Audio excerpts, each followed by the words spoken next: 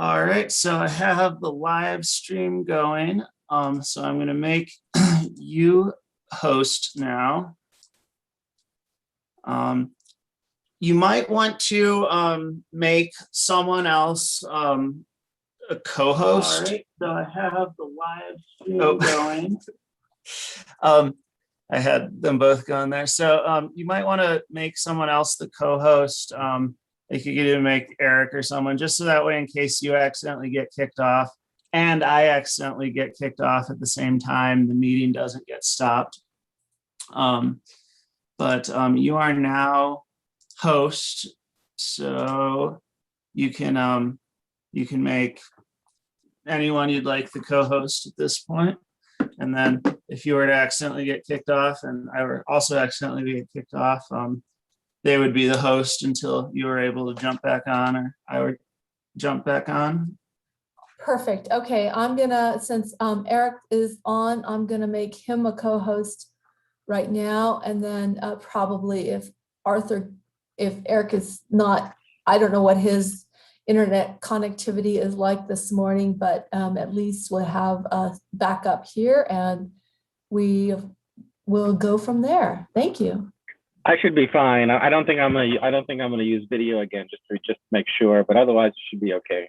Okay, great. Thanks, Eric. I've made you a co-host just as a backup.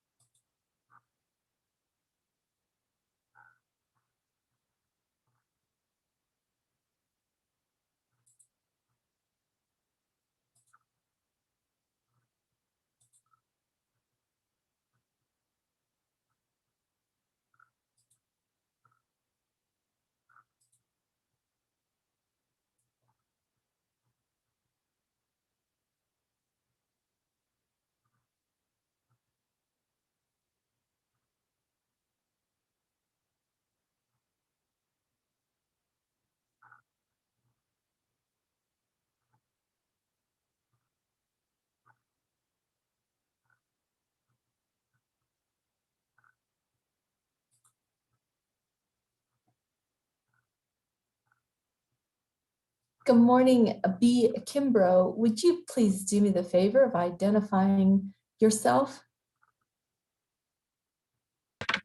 Yes, it's Bobby Kimbrough with Lee County Electric Cooperative.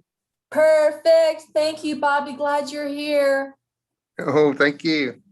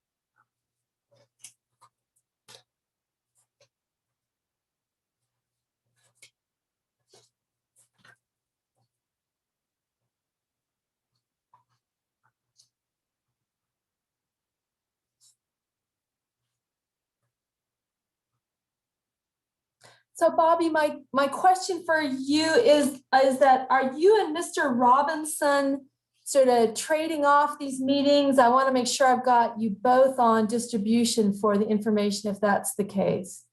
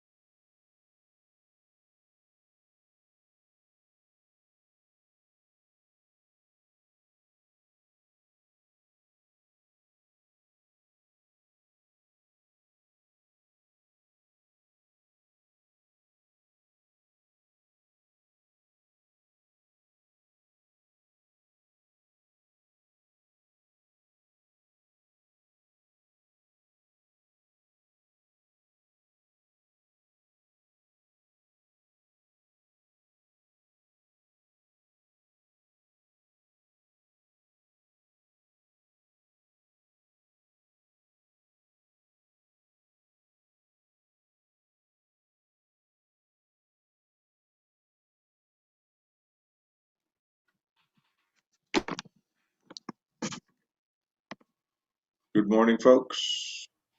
Good morning, Arthur. Okay. You have this is your screen, not my screen. Yeah, sorry. Sometimes it's hard to tell. Yep, it's mine, Okay. but you're welcome to do it from yours if you prefer. No, that's okay. After we start, we'll want to move. I'll talk about the agenda, and then we'll move into the topics and agendas, Gotcha. and Okay, kind of go through that list. perfect. All right, back to mute.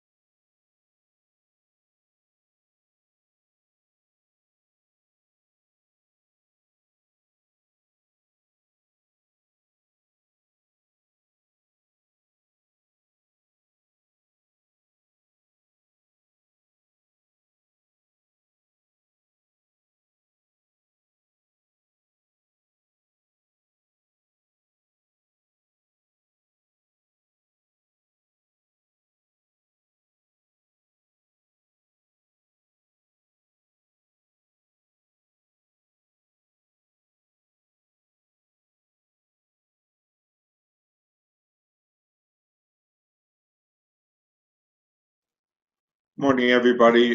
This is Arthur, and it's 9:29.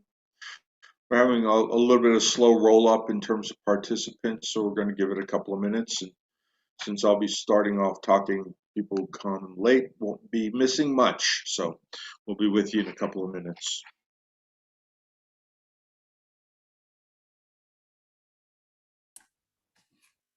Good morning, Arthur. It's Adam Harper with OE Solar. How are you? I'm well, Adam. Thank you for joining us. Good, good. Hey, I just wanted to give you a quick announcement before we start. I was summoned to federal jury duty, and so it's beginning on Monday, but my case should be over on Friday, so it should just be next week. Okay, well, good luck. If it has anything to do with Donald Trump, it's going to last longer than a week. I don't need to go to Florida, so I don't believe it's Donald Trump. Okay, it's New York. They're in New York Gotcha. jurisdiction.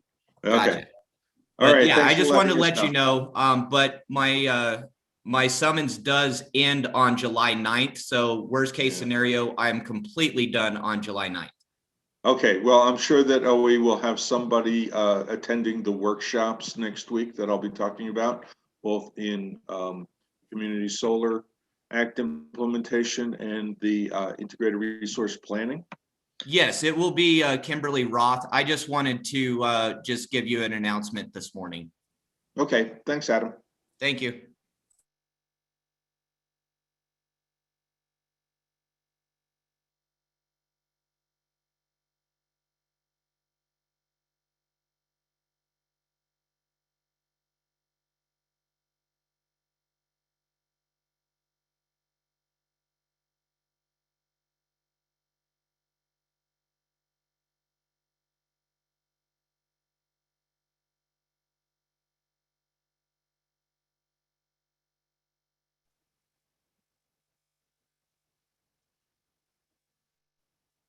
Waiting for the magic number 30 participants. There we are. Thank you very much. Good morning, everyone. Arthur O'Donnell, New Mexico Public Regulation Commission here for what seems like probably the 6th bi-weekly meeting of the Interconnection Working Group. And we very much appreciate your taking the time out of your day to be here with us. We are really moving ahead with a lot of the things that we have to do, but really we're just kind of like shifting into 5th gear now. As we move into July and August, we're really going to be having to nail down details of possible revisions to the interconnection manual and the rule, and several of the ancillary policies that will go to inform the Commission's decision on updates to the interconnection process. You can see the agenda that we have before us today. It's actually fairly full in that we're going to be hearing a couple of updates from subgroups, including the IEEE 1547 subgroup.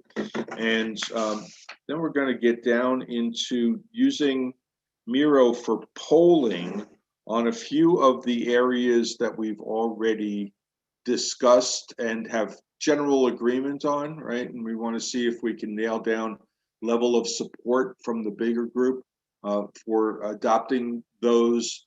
Don't worry, this is not a final vote on anything. Essentially, what I'm looking for is sentiment on whether to accept the documents as they are, whether they need some more revision, whether that editing is kind of moderate or heavy, or if there's disagreement with anything that's in it. And those issues include the IREC questions, right, which should be non-controversial. We can talk about that.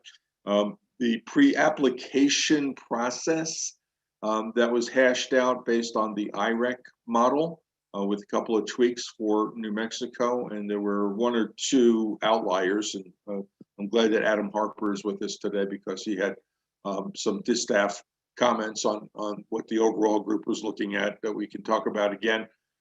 We also have a need to identify a couple of new subgroups.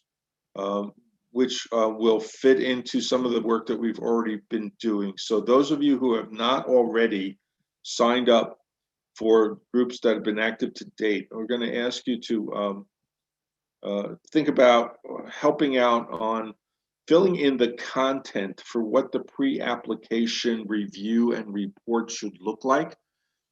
We know what the utilities are currently doing, and that's involved in the IREC questions, right? There was a good layout of what they're doing, and there are differences among the utilities. So the question is going to be, what should that review entail? And should it be the same for everybody? Should there be differences, but based on territory and unique circumstances? And we'll want a subgroup to help flesh that out. We have utility reporting requirements, and I was meant to look into some more of that, but this is so that the commission has a constant understanding of where applications are in the process, and so that there's some public transparency. It's not exactly a queue mechanism, but it could serve as a queue mechanism for distribution level interconnection applications. And overall, a flow chart and timelines, and that's really something that will be added to the report as we move into that. So those are the immediate issues that we're going to be dealing with today. And first of all, I wanted to give you a little bit of update on a couple of things. As you heard me mention to Adam, the commission has been active in other rulemaking proceedings and initiatives that will lead to rulemakings. In particular, this week, the commission issued an order in the Community Solar Act proceeding, which is trying to be responsive to the fact that utilities are already receiving a flood. I mean, I can only say that it's a flood deluge. They're inundated with requests and applications for interconnection specifically for Community Solar Act projects.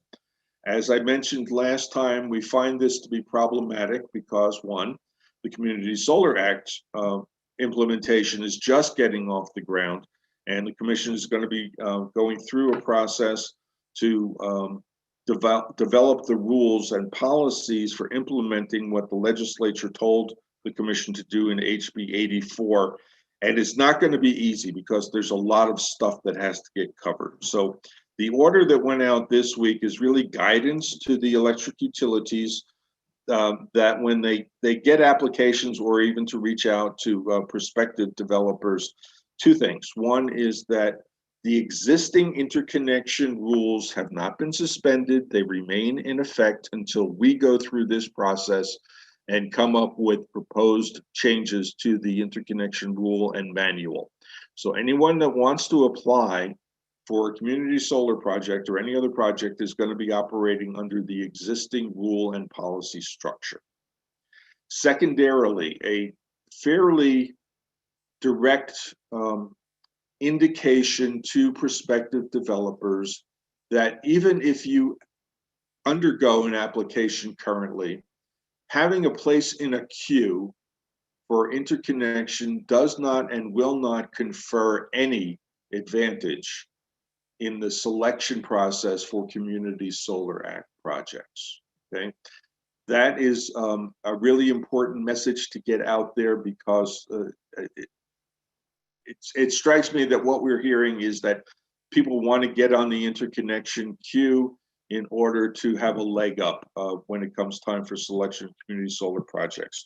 What we're looking at is a number of applications, literally over 150 applications in one jurisdiction alone, something like 760 megawatts worth of capacity embodied in those applications, clearly far more than the total 200 megawatt cap for the first 3 years of the Community Solar Act process.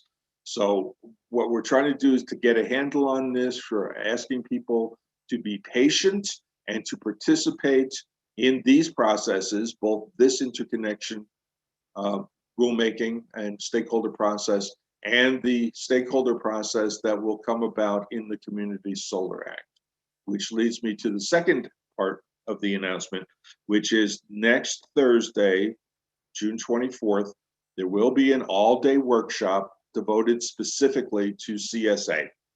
Right, and if you have not gotten on the list for that, send us an email. We'll make sure that you get an invitation, at least to the Zoom, to hear that workshop. We have devised panels to address several of the major issues that are embodied in the legislation.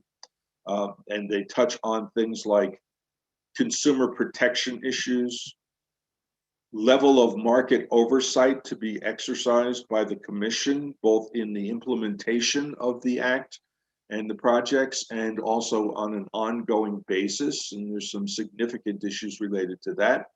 There are rate-making issues, particularly centered on the derivation of the solar credit. That is a fundamental mechanism of the accounting for community solar act participation by subscribers to these projects. We also will be addressing the community outreach aspects and some of the longer term issues with regard to kind of like how this program can be made successful in what is a relatively short timeline, and the interaction with processes like interconnection. So it's going to be a very important workshop. We won't be able to cover everything that we're covering, but the important aspects will be giving the commissioners basic grounding in what the act does and what it entails for policy, and also beginning to set up a stakeholder process that will be facilitated by Strategen Consulting. And I'll be participating in that as well, in order to address the many issues that the commission has to reach determination on in a really short time frame, right? As most of you know, we have until April 1st of 2022 in order to have the policy framework in place. We would hope to be able to have those policies in place and then act on them immediately, rather than having much of a delay. Someone just chatted me, and yes, it is correct that we heard from one of the utilities that they have received requests, not necessarily applications, but for over 160 projects and 760 megawatts of capacity. Okay, so I'll also mention that we did receive a motion from SPS, joined by the other utilities, for clarification on some of the aspects that were raised in the interconnection process, and a separate motion for clarification on the new integrated resource planning and procurement proceeding. And that is going to be subject to a workshop also next week on Tuesday, the 22nd, from 2 p.m. till about 5 p.m. to go over staff's draft proposal for changes to the existing IRP rule and how that fits into procurement, right? There's a definite move to try and tie planning and procurement together, right? So that's a really important, it may not be your issue, but if there's somebody in your organization that would be participating in RFPs in the future, not for community solar, that will all be separate from that, but any kind of utility solicitation for resources, that will be an important first step in that process. And I think that the commission is going to be very busy here for the rest of the year. So I'm gonna hold off on that before I move to one other piece of news to see if there's any questions that I can answer.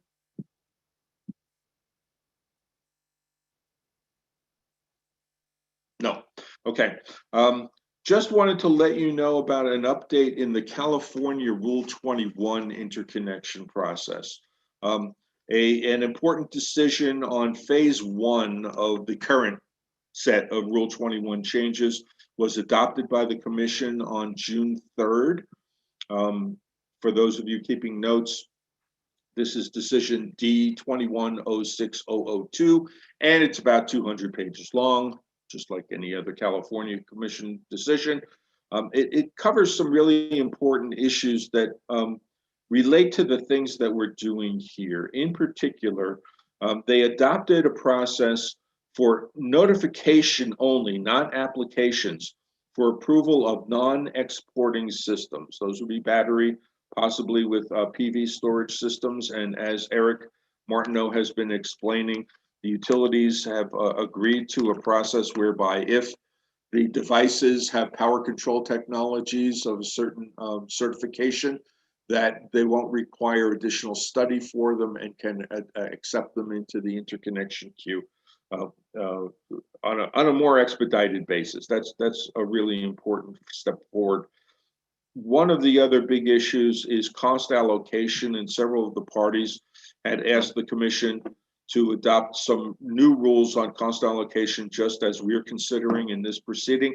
Commission didn't have enough information. They didn't have a firm proposal to do that, so they put it into phase 2 of that proceeding. What I wanted to point out was very interesting rationales for changing the cost liability question with regard to interconnection that are a little bit different than what we're facing here. Of course, California has a much bigger scope and scale of interconnection requests. I mean, literally the utilities get tens of thousands of applications for interconnection from small systems, and they're moving up the ladder to bigger systems now. Two of the issues that the commission was grappling with are, what happens if I'm a developer and I come in and my project will cause the utility to need to upgrade their system? And when the utility upgrades the system, they don't exactly match the capacity. They overbuild, right? They build in a little bit of margin. So the commission was concerned about the fairness and the equity of, if one developer is paying for those upgrade costs and new applicants come in after that person and essentially get a free ride, okay? That's an interesting rationale for looking at change. A second rationale was really kind of like, what happens if these distributed generation resources come online and it reduces utility load? Is there a stranded cost that needs to be allocated among customers? And what is the cost allocation about that?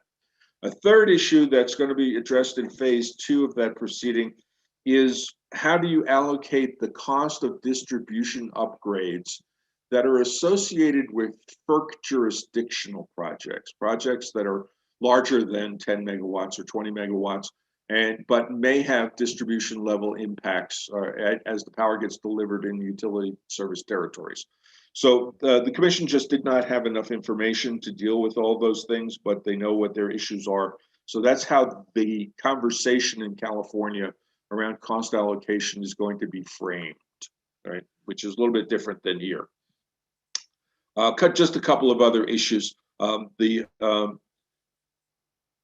commission adopted many of the proposals that came out of their working group, right? And deferred a couple of others, but things like islanding concerns, streamlining applications for zero net energy projects. California has a policy to encourage zero net energy buildings, right? And so what happens when they try and interconnect?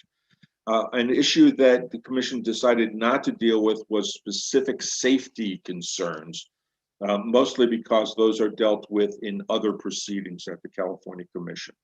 So as I mentioned, there is a phase 2. The commission issued a scoping memo on May 12th that you can also look for in that particular rulemaking, which is R1707007. And some of the big issues that they're going to be dealing with are, of course, the distribution upgrade cost allocation, fees and costs for the application process, and non-exporting systems that are larger than 30 kVA, and how that impacts the utility distribution system. So there's a lot going on, not just here, but in other jurisdictions around the Southwest, and it's good to keep in touch and understand where the directions are going. Okay, so any questions on that before we move ahead? No. Okay, the next thing on our agenda is a look ahead, and I'm going to ask Margie to put up the topics and agendas to the final report before we get into the meat of the meeting here. And this was sent out with your meeting invite, so hopefully you all have a copy of this, but I'll just quickly run through it, where we looked at the calendar and the schedule that we have for providing a final report to the PRC by September 16th. Okay, so essentially July, August, September, 3 months ahead of us, with regular meetings scheduled every other week and check-ins as necessary. But this is how we're kind of breaking out what we're adopting. So it's going to come down to, today's a very busy day, and we'll be hearing about all of these issues: the IREC questions, dispute resolution, pre-application fees, an update on IEEE 1547, cost allocation options, a reconciliation summary. There's really not that much new. And then detailed discussion on the technical issues that Eric Martineau has been shepherding through, and just a short status report on manual revision. Okay. Moving ahead to 2 weeks from now, there will not be a check-in next week because that time is being taken up by the workshop for community solar. But in 2 weeks, we'll be trying to move ahead with what should be in the pre-application report. We may actually have a 1547 adoption proposal, right, to work through. We'll have some more work on cost allocation, reconciliation, utility reporting requirements, discussion. You know, it all depends on how quickly the groups can get together and figure out what to do about this stuff. So, you know, I'm not going to be hard and fast, but this will be what's on the agenda. Technical issues are going to continue as we try and reach resolution.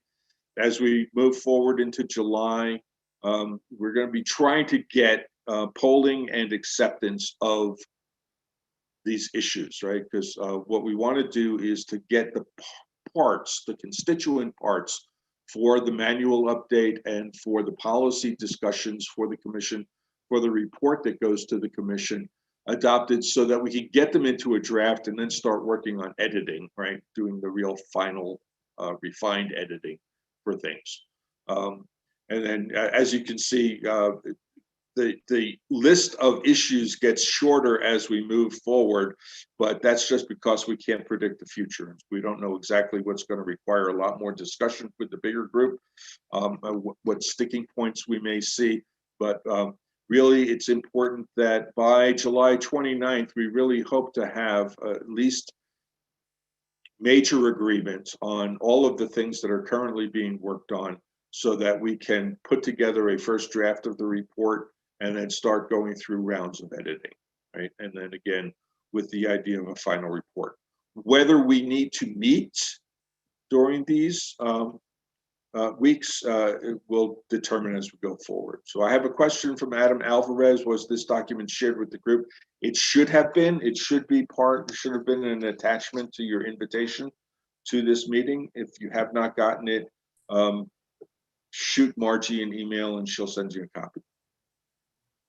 Okay. Yeah, happy to. Also, just for everybody on the call, this document and all the others we'll refer to today are also loaded in the meeting folder on the OneDrive site for today. So there's another place to go find things if that's accessible. Yeah, and even I can get into it, so it should be available to everybody. All right, so you know, we'll certainly take any kind of important revisions. You know, we really try to make sure that we're touching all the points, hence the discussion about some additional subgroups to work on things that we haven't really addressed so far.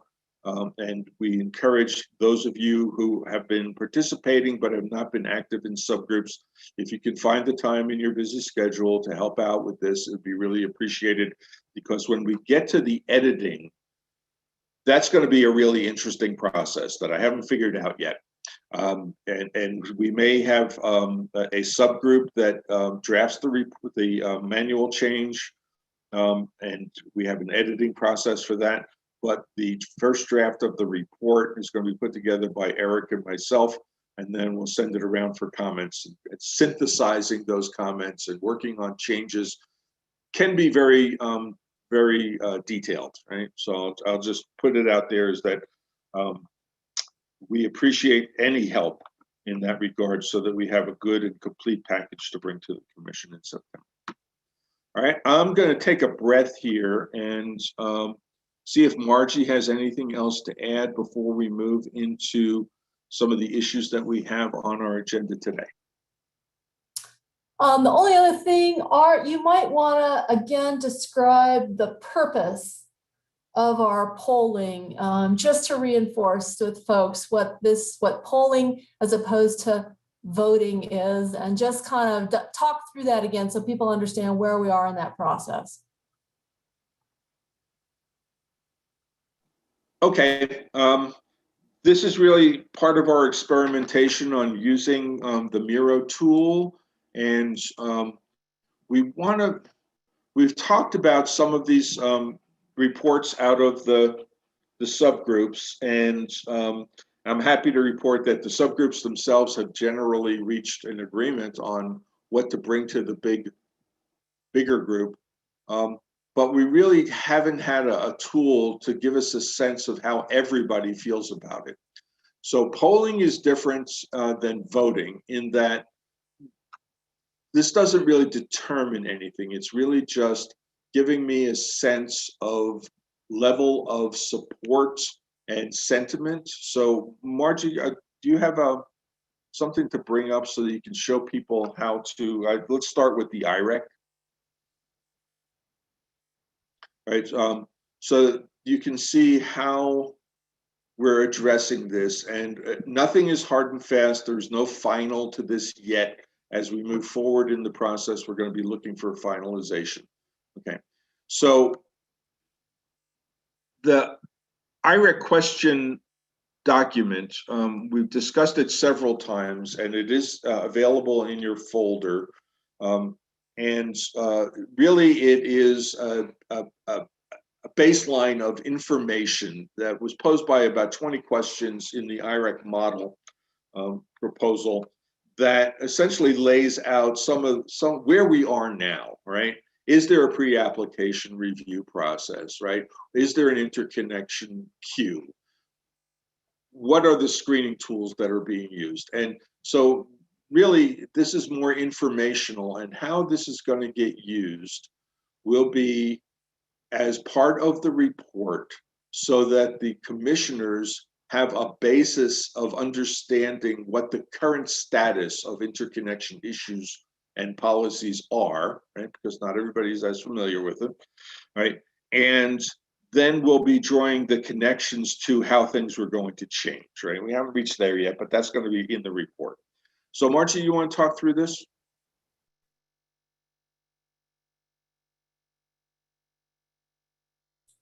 Let me unmute first. That's better, probably. So in a moment here, I'm going to stop sharing screen, and I'll put in the chat the link to the Miro OneDrive board, the Miro board, which is the same link we've used for the previous meetings. We've just added some boards for our polling purposes. And I just want to give a couple of reminders about using this tool.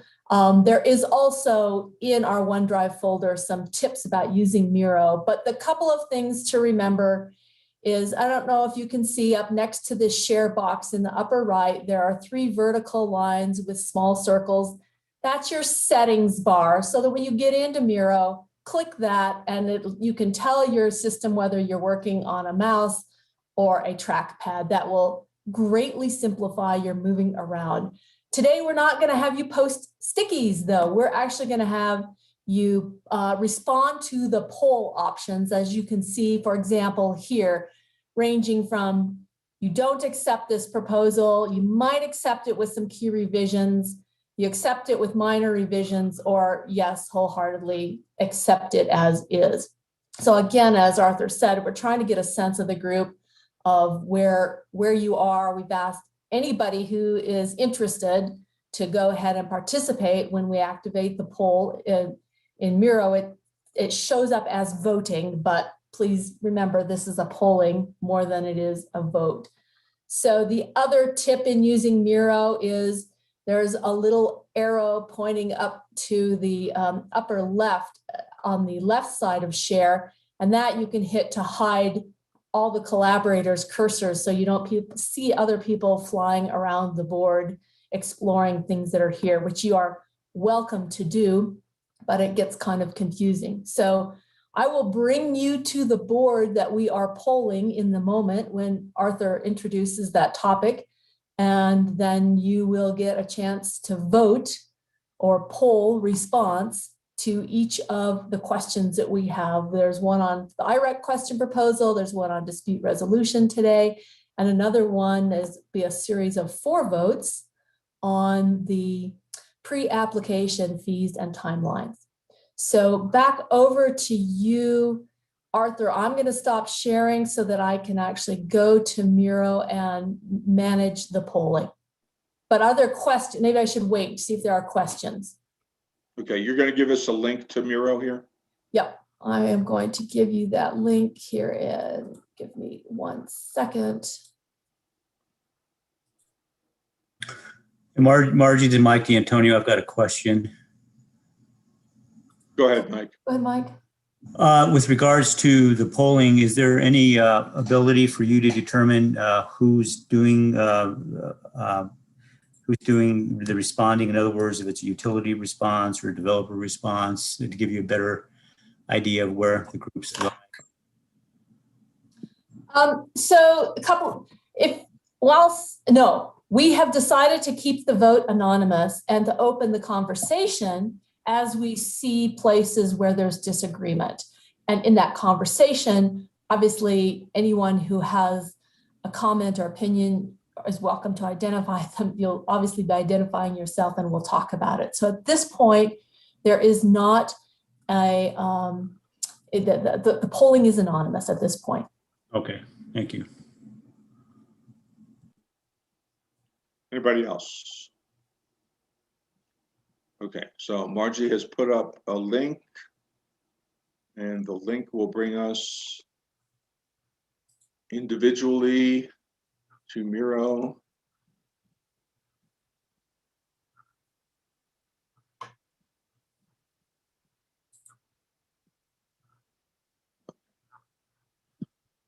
And I All see right. we've got about nine folks that are there. Let's give it a couple of seconds here, Arthur, for folks to be able to get on here.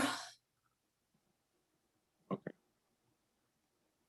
12, 13. And tell me, how do I not have everybody moving around? Yeah, there's a little arrow pointing up to 10 o'clock on the upper right-hand control bar. You see share and you see pictures on the very far left end. It shows collaborators' cursors. It's a toggle button. So toggle that and it will either show On the the upper collaborators' left. cursors or hide them. Did that work for you? No, not yet. On the upper right, there's an icon that looks like 3 vertical lines with circles on them. That's your settings. Right.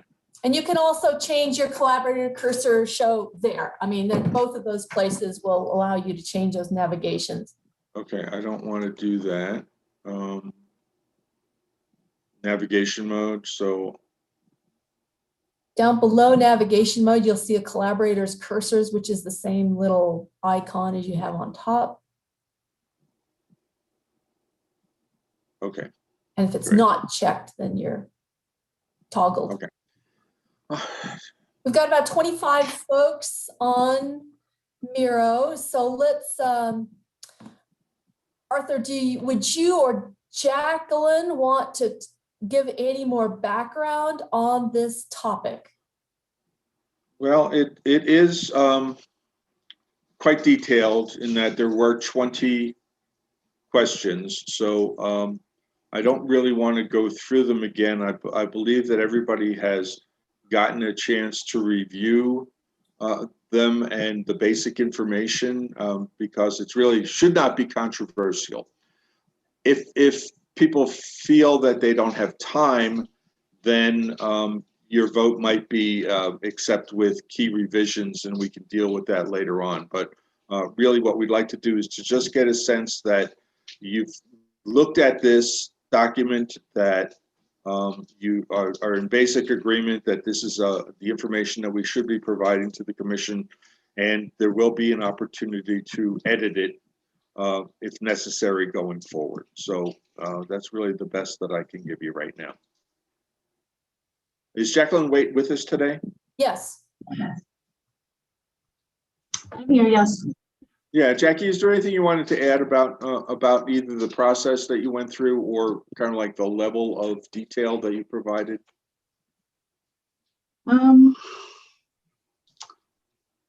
Yeah, well, I'm not sure. I think you said it pretty well in your summary, Art. I think,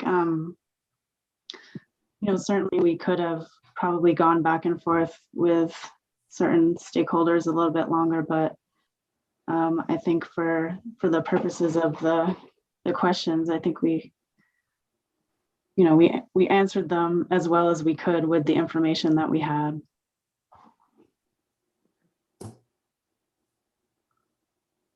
That helps. Okay.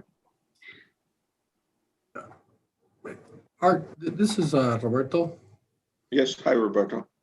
I do have a little bit of, I mirror process is really conducted to really addressing the issues this fast. I think we need to have a little bit more time to ponder up other questions and maybe address them on the follow-up meeting or something, because some of them are quite involved, and we need to discuss them here as a group internally, some of them. So I think this will be a lot more, we can get a lot more out of this process if the questions are identified and they're addressed in the follow-up meeting. Okay, I think that we can do that. I just really wanted to give this a try. And again, this is kind of a preliminary sentiment rather than anything hard and fast. And certainly, as you'll see, there's a little bit more detail involved with the other two that we're going to be trying this on. So how about just give it a shot for today? If you feel that you can't accept it, vote do not accept, and we'll table it until next week or in 2 weeks from now. So yeah, let me add that part of the reason that Arthur shared that timeline of things that are going to happen between now and September was to indicate our intention of doing polling on key issues on certain meetings. Of course, that could be updated and revised if proposals aren't ready, but we would ask that if you can, check that against your schedule before the meeting and have a look at the documents that we've got in the folder for that meeting, review those things, and if possible, be ready to poll on those at the meeting. So we're trying to get a little bit ahead, Roberto, exactly for that reason, give you all a chance to consider the topics that are going to be polled in advance of the meeting. So we'll take that under advisement, try to continue to do a better job at that. Okay, I see that we have 27 people here. Have we gotten votes in? No, we're going to try it. I haven't launched the vote. So unlike before moving stickies, here I'm going to launch it. Okay, do you want a drum roll? Drum roll, please. I'm giving you all one vote and you have 3 minutes. You may not need 3 minutes, but you're going to see each sticky has a plus sign on it, right? Do you see plus signs on the 4 stickies? Wherever you want to put your vote, you just click on the plus.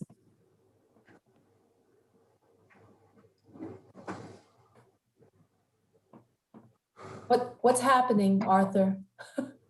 I'm seeing my vote. I don't know if anybody else is seeing their vote. You should get a pop-up box that says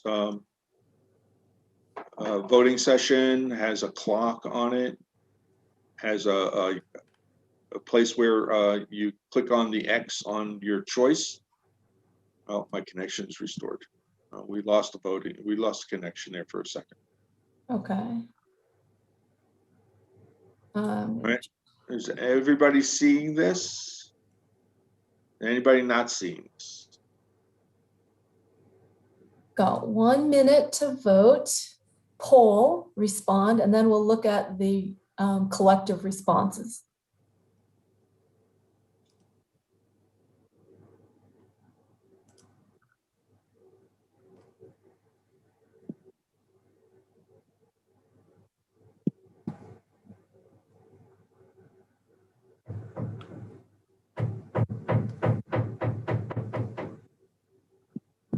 What happened?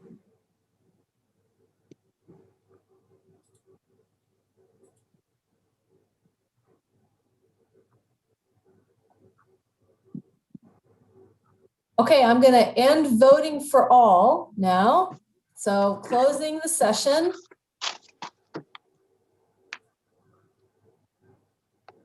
And it's processing the results. I don't know that you all get to see results. I think you should get a result button. All right, so we have 7 votes for the pink, might accept with key revisions. We have 5 votes for yes, accept, the big green one. And we have 4 votes for accept with minor revisions. So it looks like we've got no major objection, Art, on this one. Again, nobody voted do not accept, but we've got 7 for might accept with key revisions, 4 for accept with minor revisions, and 5 for accept. So, okay. All right. Those of you who voted might accept or accept with minor revisions, does anybody want to speak to anything in particular that you want to? Or shall we give you the 2 weeks and come back to this for a more definitive discussion? But if anybody kind of like has something specific that they want to raise right now, this would be a good time to do it, because really what we want this tool to do is to lead to discussion that can maybe hash out some differences that we can address in the interim. Anybody? I'm not seeing any hands raised. And we'll just take that as an indication that this is new and we haven't done this before and we're not quite sure how to deal with it. No, somebody asked, just so that you know, anybody who's on this call can respond to the poll. Yes. Right? Yeah. Okay.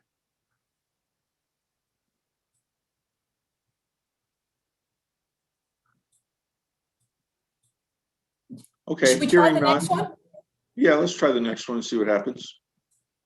All right, I'm going to bring everybody to another board. You're now should be, or if you're on Miro, you can slide to the right to see the dispute resolution proposal number 1 recommendation. This came from the group that Matt Hagan and team put together, which you greatly appreciate. If you're interested, I'll have them talk through this because there was a change since that they discussed at the last meeting that Matt, you might want to talk through in a moment.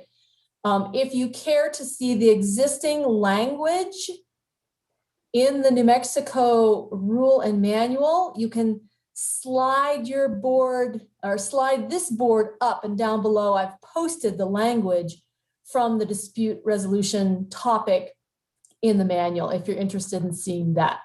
So hopefully we're not going to put stickies on this either. Again, it's going to be a polling that will launch as soon as we're ready. And Arthur, would you like Matt? Is Matt on the call to talk Yes. basically through this? We had a more detailed discussion last time, but just what does this entail and how is it different than what the existing process is?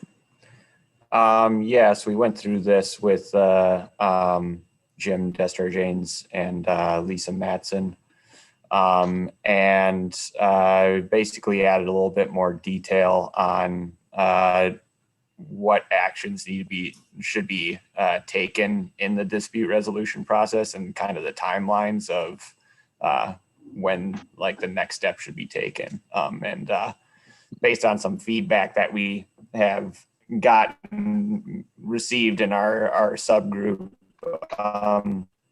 added a couple other notes in there just to kind of make things fair and try to not have this process kind of be taken advantage of. So kind of the main ones there are item C, that if there's any disputes with the study, that those are identified and provided together and reviewed in a single effort, and not like disputed sequentially, like dispute one issue and then another and then another. It really drags out the process, and all the projects that are on hold behind that project that is disputing everything, they're all on hold and just waiting for their turn. So having their resources tied up in that project.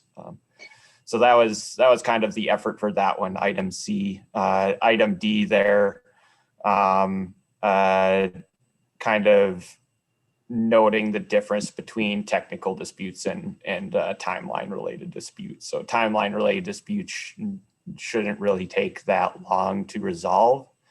So shouldn't really need 20 business days to respond to. So we put in that 8 business days there. I think that was consistent with the IREC model.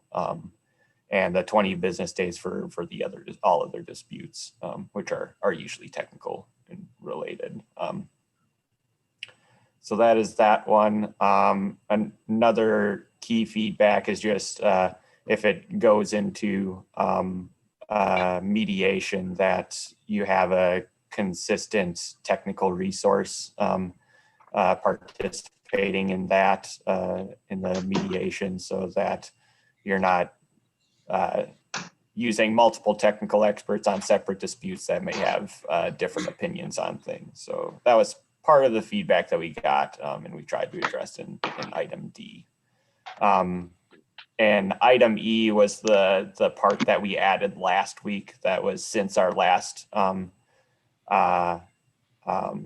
working group meeting 2 weeks ago. So we received some feedback last week that sometimes during technical disputes, one party has a technical expert at the meeting. The efforts to resolve the issue outside of mediation. There's in meetings, one party has a technical expert and the other party does not. So maybe only has a legal person involved, and it's a technical dispute. So there's technical conversations, explanations going on, and the one of the parties just doesn't understand the issues. So it's not an easy way to dispute resolve the dispute that way. If there's not the right personnel, technical experts involved in those efforts. So that's how we tried to address that in item E there, and that's what was added since last time. And the last one there is just when kind of setting a point of when it should petition the commission for help in this, basically, so that the dispute doesn't go on forever. That was kind of the goal with item F there. So I think that's all I got for that. So is that good? Great. Yeah, thank you very much. And we'll give everybody just like half a minute to just read through this and understand it. The big difference between this and the current process is that the current process would involve going to the commission, having the commission appoint essentially a mediator, and the commission doesn't have that process, right? I don't know what happens when there's a real dispute, but as we move forward, there may be more issues, and this does two things. One is it gets a good faith effort to work out those issues between the parties and the cost sharing mechanism. So I think that those would be two major advances. Just read through this again, and then Margie can open it up to vote.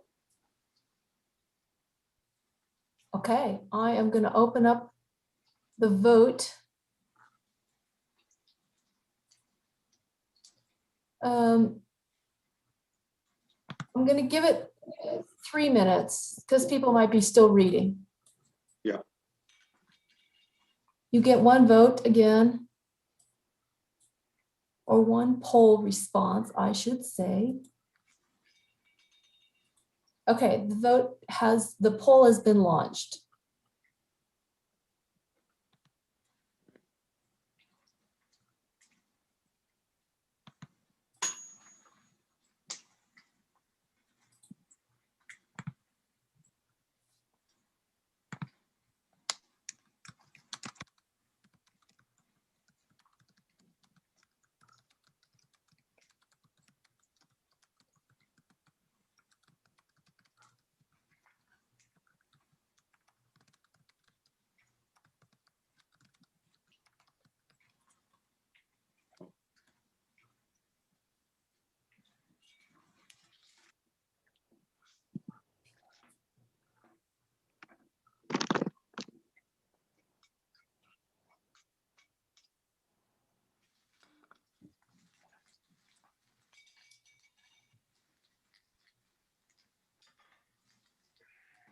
I'm going to give one more minute.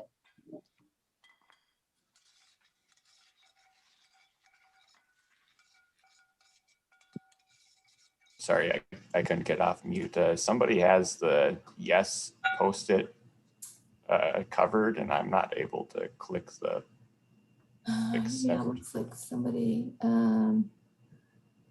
Let me see. We may have to vote again. If yeah. All right. Oh, I So see the guest thing is in the way there. Oh, it's gone. can you see it now, Matt? Yeah, I can see it now. Okay. I know I trained everybody to do sticky modification, and now that voting's new. So I take responsibility for that. Okay, about 30 more seconds. Oh, somebody's there again. Another guest. That's me. I'm having trouble voting for it for some reason. Okay, let me. You should have a plus sign on the sticky. That's what I'm trying to click, but I end up clicking on the post-it note. Uh-huh. And it's not letting me vote for it. Let me try a different one. Maybe it's just me. Okay, I'm going to end and see what it looks like. If we have to, if your vote will change the results, Matt, we can. So it looks like we've got 8 votes for yes, accept. We have 1 vote for do not accept. So some major objection there on for the do not accept. And then we've got might accept with key revisions. There's 2 votes, and accept with minor revisions, 5 votes. So reading from left to right, do not accept 1, might accept 2, accept with minor revisions 5, yes, accept 8. Oh. So does anybody, and maybe it's more like 9, if Matt, if that was where you intended to vote. Arthur, maybe it'd be helpful to have the person who cannot accept this, who voted for that, be able to to explain their concern about this. Sure. I don't want to put that person on the spot necessarily, but it would be helpful for us to understand what an objection to this would be. And anybody that's talking about revisions as well could speak.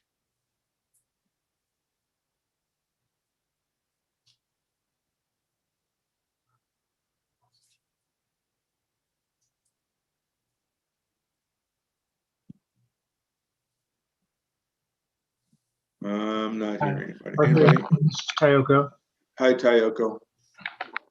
In the IREC manual, they did suggestion on this person, and for me, it's not clear in this mediation how that would work. I'm sorry. What would work?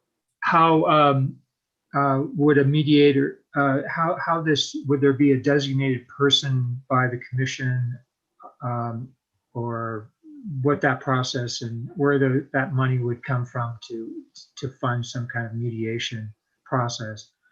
Okay, this does not call for a mediation process by the commission. This is, each party is responsible for the half of any costs paid to neutral third parties that they. Okay, but if there's a timeline issue, then how is that addressed with mediation? Anyway, I'm having difficulty understanding how that could come about. Okay, Matt. Timeline is probably the biggest issue that I Right. see. Okay, Matt, do you want to address that? So I will try to repeat the question as I understood it. The concern is that with mediation, we would not be able to resolve the issue within 30 business days. Is that the concern, Tayoko? Yeah. Okay. I mean, it says that either party may petition the commission to handle the dispute after 30 business days, which kind of gives some flexibility there, I think. But on the other hand, to your point, like then with that verbiage, there's potentially no end to the dispute. But I think the 30 business days just kind of ensures that we're trying to resolve the issue outside of a formal complaint to the commission.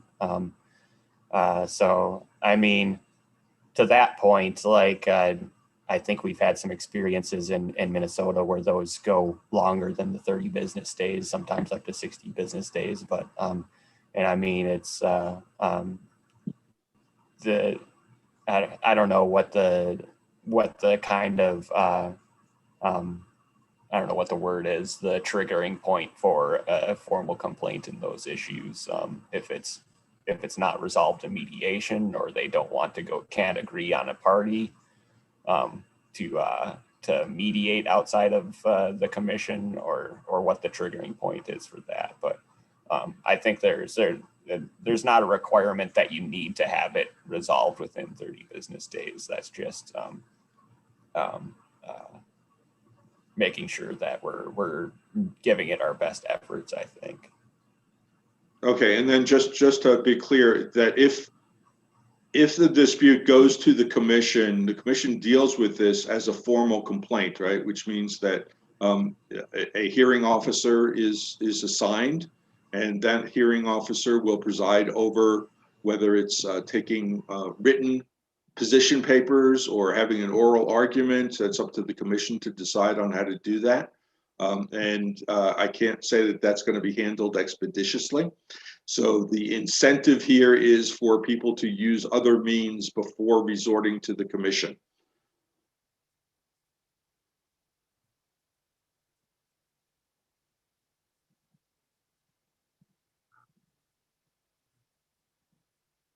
Does that help you, Tayoko?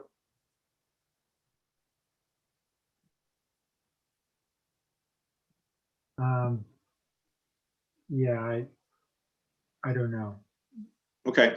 The way that we would deal with this, and Eric, if Eric is on, could possibly help, is that if we have general agreement on a proposal, but a dispute, right? I don't agree with this because we just lay that out to the commission. We say, you know, we've been able to reach agreement on these issues, right? And they're addressed here.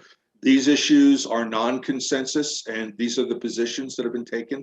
And some of those positions can be the form of, I'd really like to see a change to this, or I'd like to see the commission make a decision about this going forward. But, you know, at this point, we're just trying to understand kind of like what we can do in order to revise these proposals from the subgroup in order to make them acceptable.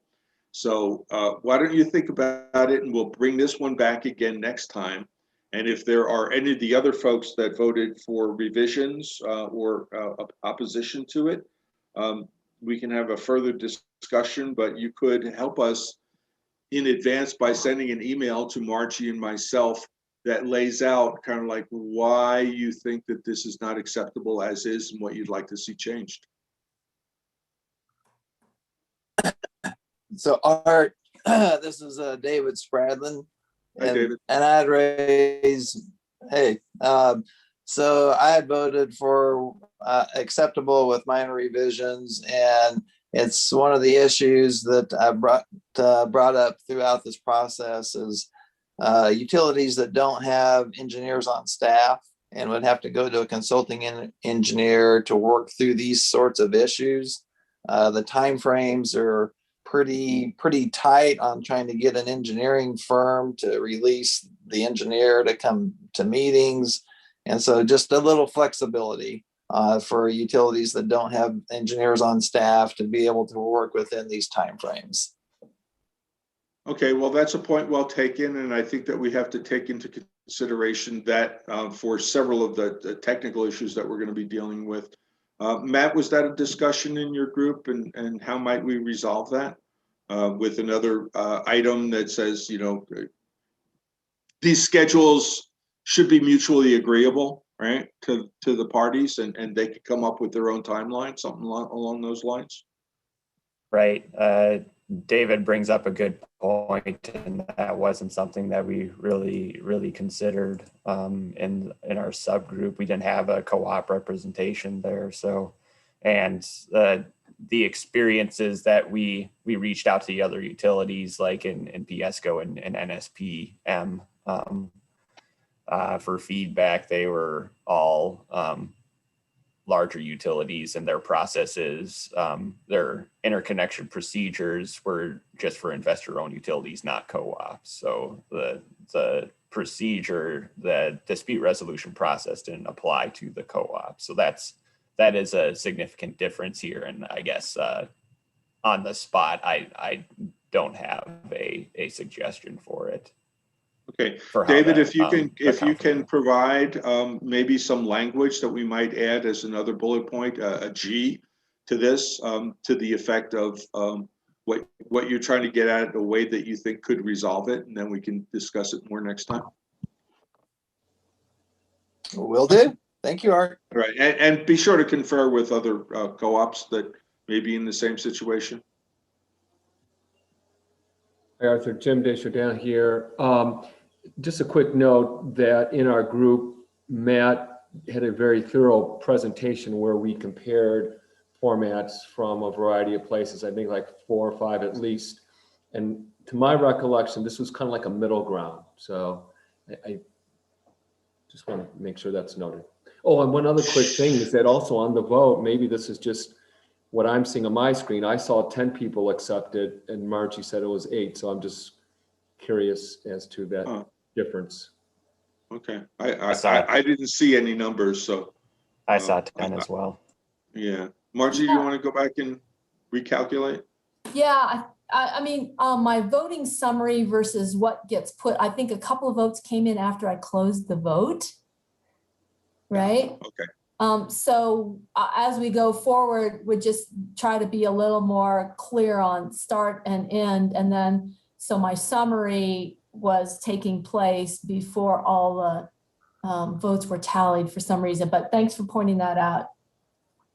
Yeah, and thanks, Jim, for pointing out that in the folder for this week's meeting, there is the longer document, which has, it's essentially a slide deck, right, which has several pages. I think there's like 10 or 12 pages of background and what happens in other places and what the 3 models are doing that kind of serve as background for this. So if you do want to look at possible revisions or in opposition to this, I'd really urge you to look at that full document and maybe get some ideas for how we can improve this so that it is more acceptable. Okay. To David's point, though, like I don't think any of those addressed the smaller utilities co-op. So yeah, well, we have to recognize that New Mexico has its own unique characteristics, and the makeup of the utilities that are subject to the commission's jurisdiction on interconnection is certainly one of the big factors that we have to somehow find a way of dealing with. Okay, Margie, you want to move on to the next one? Yes. Okay, the next one, I'm gonna make this a little smaller. Next one, I'm gonna bring you all to one more board, which is on the pre-application proposal. It's a table that's got 4 lines of polling options and 4 lines. So we're going to vote 4 times on the pre-application report fee suggestion. Okay, somebody's manipulating. I know it's That accidental. was me. That was me. Trying to make it bigger, right? Yep. Go down to the bottom left and hit plus, plus, or minus to make it bigger or smaller. Yep, good. So we'll end up with 4 polling options. The first option is the first line of the table that has the fees associated with behind the meter and in front of the meter proposals. The second line will be an alternate proposal to that we will vote on, poll separately.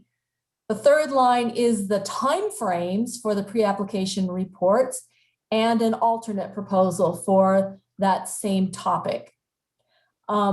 Jim and team, I don't know if you want to talk through this. People have seen this now, at least seen the content in a couple of different meetings, but this is the first time that all of you have seen it in this format. So would you like to familiarize everybody again with the proposal? Sure, be happy to. So basically in our discussions, it came down to that there were 2 basic type of applications. One was front of the meter and one was behind the meter. So we did differentiate between those 2 type of applications. And the consensus, and again, it has been noted previously, Adam Harper had a different thought, but the consensus overall was that front of the meter pre-application report should be $500. For behind the meter reports, $300 up to 1 megawatt, over 1 megawatt, $500. In terms of time frame, pre-application reports, front of the meter, 15 business days, although if it could be documented that it would take longer, then it would be given more time. And by the way, that same type of exception was for the cost of pre-application report as well. And that was to address concerns that co-ops might not have the ability, they might have to pay more. And then for behind the meter, we had a similar differentiation, up to 1 megawatt, 10 business days, over 1 megawatt, 15 business days. And then I believe Adam's on the call, and I'll let him, explain his thoughts. Thank you. Thanks, Jim. Yeah, so again, just going back to my reasoning behind my proposals were to essentially expedite the process and eliminate some of these backlogs that it seems that, to Tayoko's point, that just kind of seem to drag on. And the reasoning for the no fee for systems under 100 kW, because the landscape and how most businesses, because again, we all kind of agreed in the group that this was mainly for larger scale systems, but I did point out how there's starting to be closed circuits, and that this could potentially become more of a useful tool in residential and smaller behind the meter systems, that there shouldn't be a fee to that, and that and if there is, there should be a minimal fee, as well as there should be at least a 24-hour time frame that this information is valid for. And so that was kind of some of the reasoning, as well as currently right now on the time frame, the current pre-application is for 10 days. And so the utilities and the co-ops and the working group asked for additional time up to the 15 days. So I took those 5 additional days that were requested, and I subtracted those off of the smaller behind the meter applications to shorten the time frame. And that's kind of where I got to these thoughts. And it was in the spirit of compromise that if we were giving more time and more money on the larger scale projects, i.e. community solar or utility scale solar farms, is that behind the meter should then get some kind of acceptance. And so that's where we landed, and that's where my alternative proposal came from. Okay, Adam, let me ask you this. Why 100 kW? When we're talking about maybe 25 as a threshold. Yeah, no. So with my experience the last 12 years of integrating solar in over the state, we are very unique in the mere fact that we have a lot of small mom and pop businesses.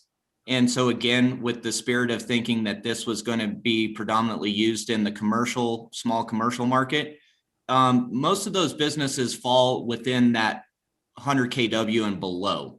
And so if you're a small restaurant, for instance, and you have five employees, you're going to probably be in that 50 to 75 kW range. And, $500, that's a lot of money for these people. And so that's where I came up with the 100 kW, because that would encompass those small mom and pop shops, which make up a lot of the landscape in New Mexico, in co-op or even in urban areas. So that's where I came up with the 100. Okay, thank you. Just so that people are really clear about this, does anybody have any questions for Jim or for Adam about what's on the table in front of us, and maybe kind of like how they reached the agreements that we've reached, and Adam's very clear about kind of his perspective on it. Just so that everybody knows, kind of like, this is a little bit more complicated, and this may well be one of those issues that we have to present alternatives to the commission rather than a consensus. Art, Yeah. Roberto, I just want to give everybody a little background on the pre-application. I mean, when it started in 2012, and this pre-application was meant really for system information. I mean, large system information. Well, I mean, I don't really see any benefit for a small customer to try to get a pre-application report when they're going to get that information through their application, which is $50 or $100. Mm-hmm. This pre-application report was meant for somebody who was trying to connect to the system. I mean, largely straight to the feeder, and they wanted to know if there was enough capacity on that feeder for them to connect. I don't really see the benefit. I mean, maybe somebody else can make the case for small commercial or residential customers to really try to get that information ahead of time.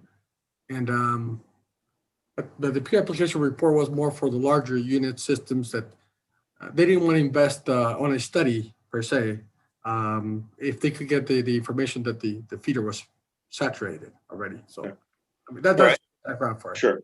Sure. And however, we do have situations in PNM territory where people don't have information. I mean, they have the map that they can go to. But I think that's one of the reasons why we're really looking at like 1 megawatt thresholds for the major proposals, right? And if people don't need to do it, they don't have to do it. I mean, there's no requirement to do this. This is like an optional way of people getting information. Yeah, and Art, maybe to just give a little context to Roberto's statement is that, like I had mentioned before, is that we're also developing this for the future, 10 years into the future. And as the saturation becomes more prevalent, we're going to start seeing, I believe, this pre-application to start being used more, because to Roberto's comment about, you could just file this and find this information out when you file your pre-application, and then, the utility has its time to come back. That's going to be 40 to 60 days down the road. And, if you're a small business, time is money. And so the more time we sit around waiting on some of these preliminary answers that could be achieved through this $300 or free application, I think would just be beneficial to all stakeholders as well as the utilities, because they're also going to be able to see where those rising tides on their system are coming in at real time if this pre-application is utilized more than what it is. But I agree that in the initial onset, it was designed for large systems that were going on the transmission level. But like I had mentioned before, it's been, a decade or more since the last time we had touched this. So I'm assuming it's going to be a decade or more until we touch it again. Well, let's hope that there's a more streamlined process. Okay, I want to do a time check. We're running a little bit behind, so let's move to the voting on this. Margie, we're going to take each one individually? Is that how we're going to do this? You take each line, each row in the table will be voted individually, and you'll get one polling vote in each. And so we'll be able to see whether there's support for the proposal or the alternative in each case. So there'll be, and I'll just leave it open for a minute. I see. What? Okay, here we go.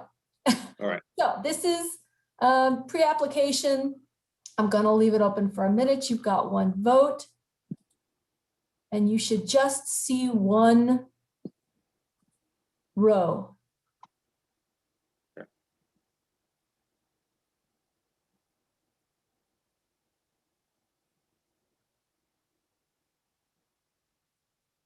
So yeah, this is just the fees in the base proposal.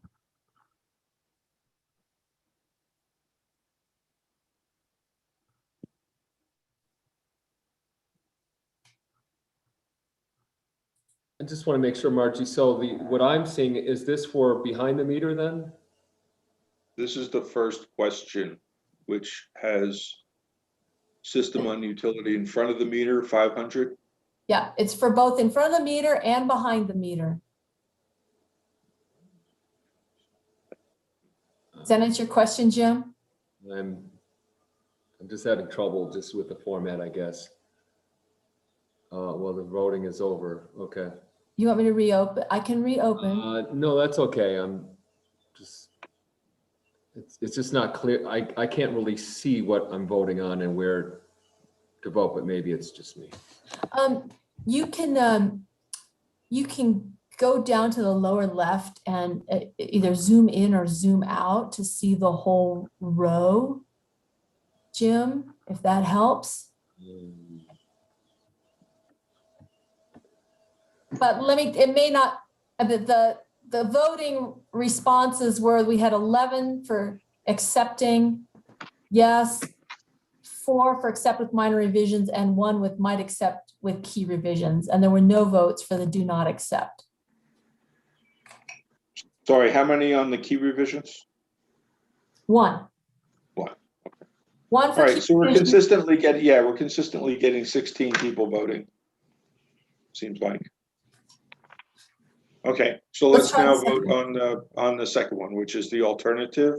No fee for systems 100 kW and below, 300 for systems over 100 kW, and that fits into the structure that was considered above.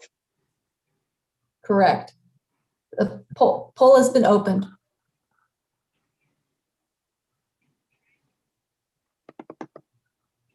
I'm not getting that poll open. The voting session isn't open for you? No. The session's open, but there's no place to click on the stickies. Yeah, we see the countdown, but not the ability to hit the plus button. Can you bail and then try it again? There may be just funky. I find I need to refresh the page and then the vote now comes up. I've been doing that every time. Oh, okay. Refresh the page. Good suggestion. Okay, what about now?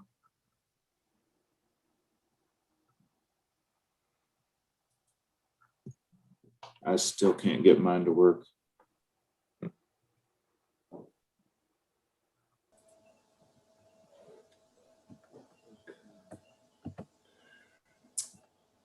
Oh, I think some stickies have, all right, let's.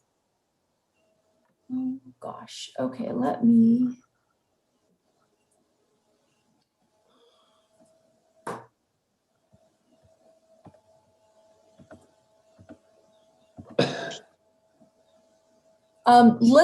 Let's come back to that proposal. Let's go to the base proposal and vote on that one. This is going to be Number 3. the third row.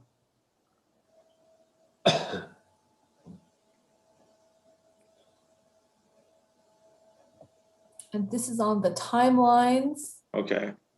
All right. This one seems to be working. Is that okay? Got 1 minute.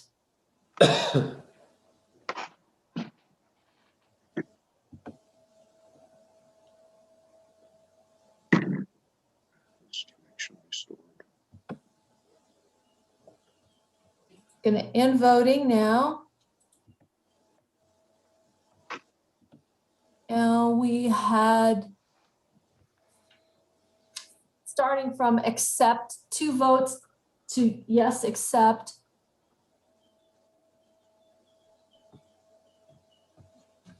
4 with accept with minor revisions, and 3 with might accept with key revisions, and no votes for no votes on the do not accept. Going back and forth, as I mentioned, with New Mexico. Okay, somebody's talking on their phone. Mark Miller. Can you mute yourself, Mark? Hello, Mark. I think I can mute him. Those clarification from the SEC on July 1, or does anyone have any insight on that? You know, there's a big distinction between what the meeting is looking for. Hey, Mark, can you mute yourself, please? There we go. Thanks, Ed. Takes a New Yorker. So again, this is the time frame for the pre-application report, and it looks like there's 3 votes for accept. Oh, 3 now. 3 for accept, 4 for accept with minor revisions, and 3 for accept with might accept with key revisions. Okay. Okay. All right. Let's quickly try the 4th one. Yep. And see if that works. Let's try the 4th, which is going to be the alternate proposal. My screen has just gone wacky.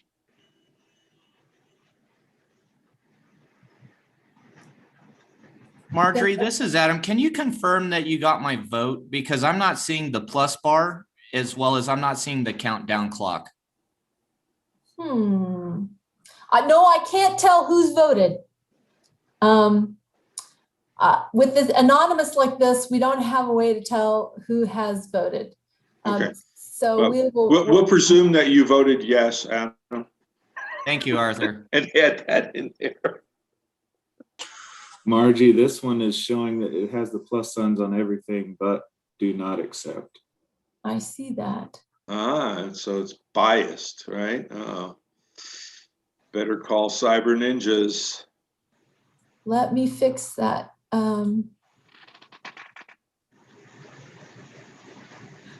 Okay, we got some bugs to work out on that.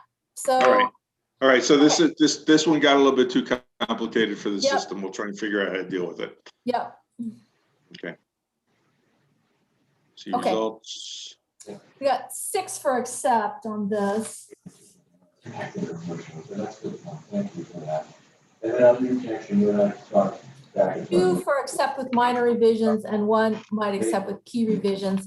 It's tricky with alternate proposals. Not in the engineering team on call. Sorry, we got. Black box, that's the black hole. I'm going to mute Mark again. Here we go. All right. Yeah, tricky with proposals. I haven't figured out how to consider proposals separately. Anyway, but this one showed 6 to accept. Don't know. I had intended that if you voted for the main proposal, that you would not accept the alternate, right? So Yeah, well, that's not necessarily, I mean, it's more of an amendment rather than an alternate. Sure, right. Okay. Okay, well, anyway, we'll take this under consideration, and Thank you. for those who voted for possible acceptance with changes, again, think about it, review the documentation that's been provided by the subgroup, and you can either send us an email with possible revisions, or in this case, we don't have objections per se, but that's how we'll deal with it. We'll try and synthesize it and then come back at either the next 2-week meeting or shortly thereafter, and figure out a way of actual reconciliation of people's positions. Right. Okay, thank you, Margie, for doing that. Let's go back to the main screen. We can bail from Miro, if possible. You can just close your Miro, yep, and go back to your Zoom. Would you like to see the agenda?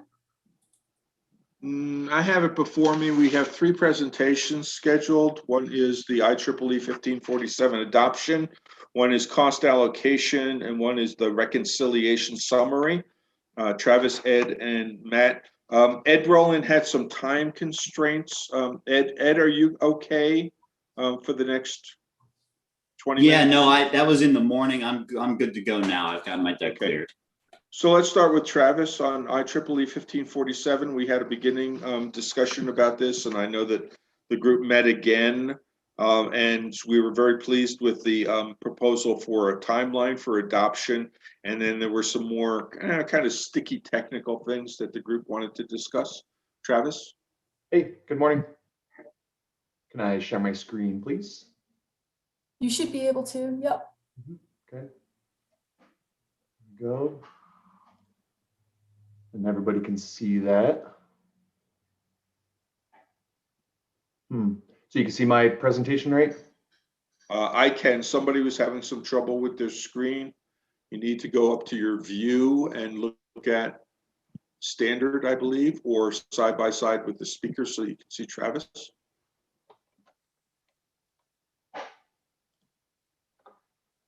Okay. Okay. Someday we'll all be experts at Zoom meetings, and then we'll take on Microsoft Teams. Go ahead, Travis. Okay, sounds good. Hi, everybody. Good morning. My name is Travis Dorr, and I work for Excel Energy's DER integration team, and working with Stephen and Satish and Roberto and Tayoko for the IEEE 1547 subgroup. So let's get this presentation started. Here we go. So the agenda for this presentation should include at least the relatively non-controversial issues that are generally accepted by the subgroup.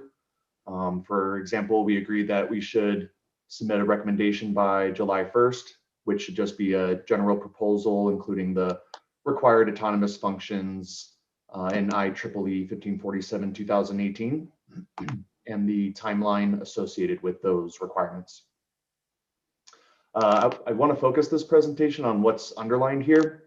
We plan to submit a recommendation by July 1st, but the subgroup should, 1, clarify the intent of the proposal, and 2, ensure it can follow through with working out all the details. And another concern that needs to be discussed, not just within the subgroup, but within the entire working group, is the amount of resources that would be required as a result of implementing IEEE 2018. These resources can vary among the various utilities based on the amount of potential involvement.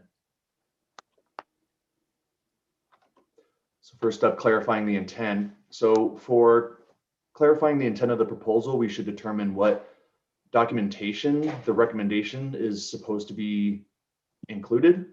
So for example, the interconnection manual, the rule, technical requirements and/or policy documents, etc. I ask this because depending on which documentation is affected by the adopted proposal, we should have the appropriate stakeholders involved in it and involved in the proposal making process. This proposal needs more hands of stakeholders writing it. Next up is ensuring the subgroup can follow through. So based on the meetings I've had so far on IEEE 2018, I can safely announce to this working group that the implementation is complicated. We have many studies that need to be discussed. So for example, there's a pending ICF study, there's the New York roadmap, there's an EPRI study that determines do no harm settings. And there's also EPRI's research on the potential oscillation of volt watt and volt var controls. However, determining those settings based on all this research is only a small part of the big picture. Implementation of IEEE 2018 will require additional involvement from utilities that are involved with the New Mexico Interconnection Working Group. The IEEE 1547 subgroup consists of one person from SPS and one person from El Paso Electric, that is me and Roberto respectively, representing all the utilities in New Mexico. The advice and input from Tayoko, Satish, and Stephen is very important for the success of the group. However, the subgroup needs more utility participation. And this is because the IEEE 2018 implementation will require additional resources from utilities already having to increase their resources due to the New Mexico Community Solar Act. And next slide is just really kind of an FYI. It's the rollout timeline, just how the different standards are related. We're talking about IEEE 1547 2018 and UL 1741. Well, 1741 has supplementals. So the existing supplemental SA will remain within UL 1741 for the time being, but a new supplement SB was added that directly refers to the test procedures in IEEE 1547.1 2020. So for inverters capable of meeting requirements of existing codes, like in California, they got Rule 21, in Hawaii, they have Rule 14H, there's an optionality to either certify via supplement SA or supplement SB that will be allowed until the reference to UL 1741 supplement SA in these existing codes has been revised. And so for inverters, this is what we care about the most in this subgroup, is that for inverters capable of meeting requirements of the new IEEE 1547 2018, certification via supplement SB will be required. And that was the main reason I wanted to show this timeline, just to show you that they are considering SB rollout when it comes to actually enforcing IEEE 2018. They mention here that products to the market not generally available until 18 months after release of the 2020 standard and the SB standard. And then last but not least, my agenda, or our agenda for the next presentation, I plan to present on July 1st the subgroup's recommendation for adopting IEEE 1547 2018 and the associated UL 1741 standards. Upon recommendation of the required autonomous functions and the associated timeline, the subgroup will need to immediately get to working on the details. So hopefully I left some time for some input from the group. So let's proceed with that. Thank you, Travis. Do you think, we don't want you guys to get bogged down in trying to resolve all of the technical issues. So what do you think a good process for the commission to pursue would be, aside from this working group, right? This working group is more, what do we need to change? Really, we need to change the wording in the rule and the sites in the manual, and I was going to leave most of the technical details to phase 2. But is there something that you feel like would benefit from maybe a workshop in which we brought in the national labs to talk about this, or somebody from UL, or somebody from IEEE 1540? Just let's get some more utility involvement on this subgroup to start with. implementing this, it seems simple looking here, right? It shall be capable. These inverters shall be capable. They shall ride through. It doesn't seem like we're requiring much. And so for some utilities, yeah, maybe there's not a lot of engineering involvement, but for some, there's an incredible amount. I think you mentioned 750 megawatts earlier. That's high penetration of DER, where this standard is critical for reliability. Yeah, And well, so- only 200 megawatts of that is going to go through. So I mean, we got a limit. Still. You know? Yeah, I mean, good point. And so I appreciate that, but I'm just looking for other utilities that are affected by this. Like I said, we got one person from SPS and one person from El Paso Electric, and this is going to affect the utilities, and whether we like it or not, there's going to be high penetration of DER, and that's where this standard, and that is basically the purpose of the standard, is to address the issues that could happen from all of them tripping offline. That's why it says right here, it shall be capable of ride through. It shall ride through. And yeah, that can be as complicated as you wanted it to. I mean, we can determine the settings, but it's a matter of implementation for these utilities. And when we're drafting a proposal, it shouldn't be just the hands of us. We need more stakeholders' hands writing the proposal. Okay, we understand that. Somebody just recently on the chat accused me of being very effective at using guilt. So we do have PNM representatives, Adam Alvarez and Andrea Contreras. Can you guys confer and find somebody in PNM that can help out with this group? And then get back to Travis on it. And then I'm sure that there are rural co-ops who are going to be affected, not necessarily for community solar, but just because the market is growing. So we really encourage people to help step up. And it's going to be especially important when we move into phase 2 and we have even more technical issues to hash out, that we have a good working group that can continue that. I agree with what you're saying. I'm really trying not to get bogged down on the details with just this initial proposal, Arthur. I know that it's just probably going to be these 4 bullets. It's just, how it's a scope creep. I don't know if you ever heard of that term, but it seems like it's just a little at first until, and if they didn't have their hands writing on this, then it just seems like stakeholders need to be involved. I don't want to step on anybody's toes. Yeah, that's my job. Involved. Yeah, that's okay. Yeah, we understand. And so I will encourage folks who are here to help find somebody in your organization that can assist in this process. I know everybody's busy, especially with some of the big issues before the commission right now, but this is really a first step, and it's really got to be done so that it's acceptable. Mm-hmm. Agreed. Thank you. Okay. Anybody have any questions? No, this is Andrea with PNM. I think Travis, John Hawkins, I think has offered to join the working group. You can list me as well. One of us will be at the meetings. Okay, great. Thank you, Andrea. Thank you. Okay.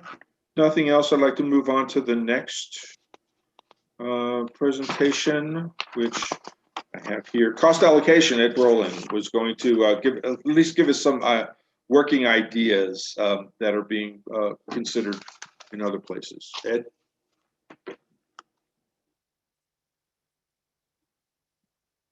Sorry, I'm struggling with my technology to share a screen. Bear with me real quick. Let me get out of that. Go back there. Okay. Share screen, screen 2. Okay, can everybody see a presentation in presentation mode? Not yet. There we go. Okay, great.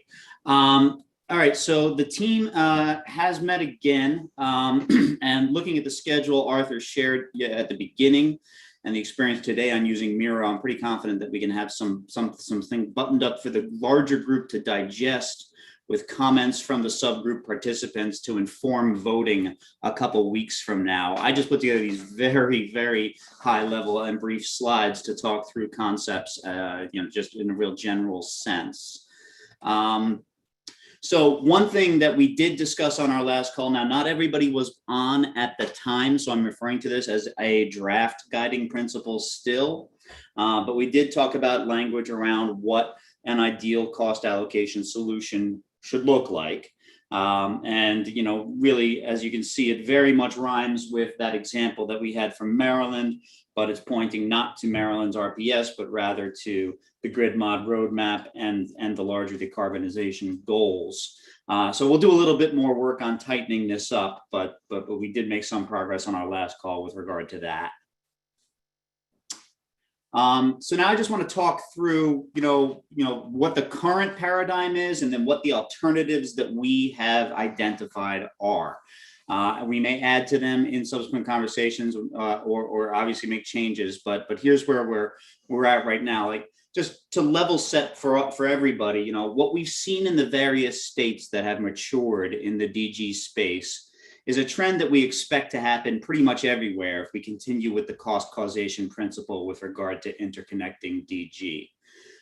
What we've seen in those states is that fundamentally cost causation is not proving to be compatible with a long-term healthy DG marketplace. This is due to a combination of factors, the main of which are the important differences between DG projects economics vis-a-vis the larger centralized generation that cost causation was arrived at, as a regulatory regime, and the fact that the cost of service regulation for utilities has understandably, resulted in disincentives for them to allocate their limited resources to focus on interconnecting DG. So that's just sort of where we're at pretty much everywhere, except for a couple of states that are a little further along that we're going to point to.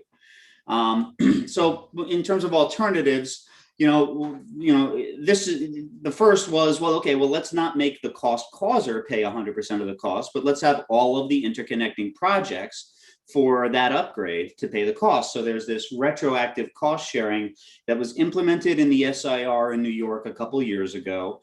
It's in the program in Massachusetts. It's in the rules in Maine. It has a number of different flavors, but it typically applies to projects with interconnection costs over 250K, and then stops when costs for any new projects fall below 100K. And while on the face of it, it seems like a good and equitable solution, it really hasn't been used. And the reasons for that are that, the tax equity or other financiers and the companies themselves just haven't been comfortable with the risk of what if no other projects follow, or what if they don't follow in a timely fashion and I'm carrying that massive interconnection cost on my own for a long period of time. So this is what a number of states have tried to do, but it really just hasn't done anything. So then what we saw was a couple of different jurisdictions, rather than going retroactive, they look for a solution where it's prospective. So the utility, let's say a utility has a substation that can handle 20 megawatts. And it's nearing the end of its service life, and they were going to replace it with another 20. Well, why don't they replace it with another 40? And then they could free up 20 megawatts for, say, if you're in a community solar market, 4 DG projects, and figure out $1 per megawatt cost. So this is part of the cost sharing 2.0 discussions that are going on in New York. We actually expected the New York PSC to be ruling on this today, but unfortunately they don't have a quorum, so they're not ruling on anything today. But this is something that utilities and industry came together in the IPWG, the Interconnection Policy Working Group in New York, to be a potential solution to the fact that cost sharing 1.0 really isn't working. It's also an aspect of the conversations in Massachusetts. And some discussions in Maine, because CMP had this high side over voltage issue that was affecting a whole bunch of projects. And they were following the lead of what was done in Vermont when a similar thing happened. And they did this same $1 per kW sort of a solution. In New York, the cost sharing 2.0 proposal has both a utility driven mechanism, like I just described, and there's also a market driven mechanism. And when we write up all of this stuff, we'll provide all of that background for everybody so that they can see what's going on in the other states. It's all very much in play. I mean, there was a big technical conference in Massachusetts just the other week. As I said, we were expecting a vote today in New York. So this is all very present, and it's not established, but it is something that is being discussed. Third alternative, equally ripe. And there are elements of this in New York's cost sharing 2.0, but it's really being discussed seriously in Massachusetts. The DPU there had a proceeding called 1955, which turned into 2075. And this is that proceeding that I mentioned. They had a technical conference last week where we had the chairman of both of the TUE committees, we had the chair of the PSC, all talking about how do we solve the issue around cost allocation. And it was really interesting because TUE Chair Bennett basically said, shame on us for not really giving the PUC more direction here. The PUC, understandably, they focused pretty much exclusively on affordability and reliability, but now we're explicitly saying we have 6 co-equal directives. So there's safety, cybersecurity, there is reliability and affordability, there's equity, there's also greenhouse gas emission reduction. And so, obviously New Mexico is in a different place than some of these other states in terms of what is being, legislated and passed and what have you. But, we are really seeing that there's an effort to look beyond just the interconnecting projects and recognize that there's benefits to the grid, to society at large, so that you can make an argument for potentially rate basing some portion of the costs. So that's alternative number 3. Number 4, this is actually something that one of our participants, Bill Grant, brought up. Bill, is Bill on the call? Okay, so this was really just brought up in our last call and hasn't really been talked through very much, but it's based on something that is being done in the Southwest Power Pool. So we're going to continue to talk about that and flesh it out as another potential alternative. And then this is the penultimate. So one more is a proposal that PNM. So Ryan, and I don't think Ryan is on the call from PNM, is he? Yeah, I'm here, Ed. Oh, great. Ryan, do you want to just briefly sort of talk through what you were proposing with this potential alternative? Sure. So the New Mexico grid modernization statute is pretty prescriptive. It establishes standards for approval of grid mod projects, has standards for cost recovery. So the proposal here would just be a tariff that sets out specific procedures for how a utility would propose a grid mod project to the commission. And the idea then is that if the commission approves a grid mod tariff, then when a utility came forward with specific grid mod projects, then they could be reviewed on an expedited basis by the commission. And hopefully we could avoid the need for a protracted, long hearing and drawn out case. So that's basically the proposal in a nutshell. Okay, now this is out of AB 233, the grid modernization enactment. I don't recall the bill number. Okay, all right. So the question is, does this, how is this triggered? Is this an application that comes from the utility to the commission, or do you think we need a joint rulemaking? What do you think would be the best way to go about doing this? Yeah, so I'm envisioning that the individual grid mod applications would come directly from the utility. And I think that's specified in the grid mod statute itself, that it's the utility that submits the application. And then the utility, if a utility wanted to adopt a tariff as we proposed, then that would be up to the utility as well. They would just submit a tariff to the commission. The commission has a rule, Rule 210, that sets the standards for considering tariffs and how you propose those tariffs to the commission. So it'd really just be a standard Rule 210 procedure to get the tariff adopted. And then once it was adopted, then applications would be submitted pursuant to the tariff. Okay, and this might be identification of circuit or circuits that would provide a system benefit if they were upgraded and increase the capacity for interconnection. Is that kind of the use case that we would see? Yes. Yep. Exactly. And it could be multiple circuits in one application for different parts of the system. Yes. Okay. And tell me, Ed, how does that differ from 4 network upgrade system enhancement? Well, a lot of these rhyme and are overlapping to some degree. You could say that this is part of 2 or 3 or 4, but you know, we're just sort of sharing the current state of the conversation. We'll tighten it up over the next 2 weeks in advance of the next meeting, where we can sort of present something and have voting like we just did. Okay. I'll tell you that in my discussions with commissioners, they will be very interested in these proposals, right? Because they really see the dysfunction that we're potentially facing as more DG comes online, and they want to come up with equitable ways of dealing with it. So if you can, right, and I know that we're already asking a lot of you to flesh this stuff out, but when you do the write-up on this, give me an example of a use case on what kind of project upgrade or what kind of circumstance or situation this particular alternative might best apply to. So this Right, is what we were sort of endeavoring to do, there we go. which is to sort of identify a number of different scenarios. So first of all, there was some question as to whether we should even be discussing community solar, given it has its own docket. So that's why I have those as red right now. And additionally, there was a question of whether 6 and 7 should be combined. 7 actually used to be 2. I used to have behind the meter CNI, behind the meter municipal, because sometimes policymakers want to treat those differently. But this is what we just were talking about in the call the other day as potential scenarios. Arthur, is this kind of what you're talking about, or were you thinking of something different? No, this is exactly what I was talking about, and do include community solar.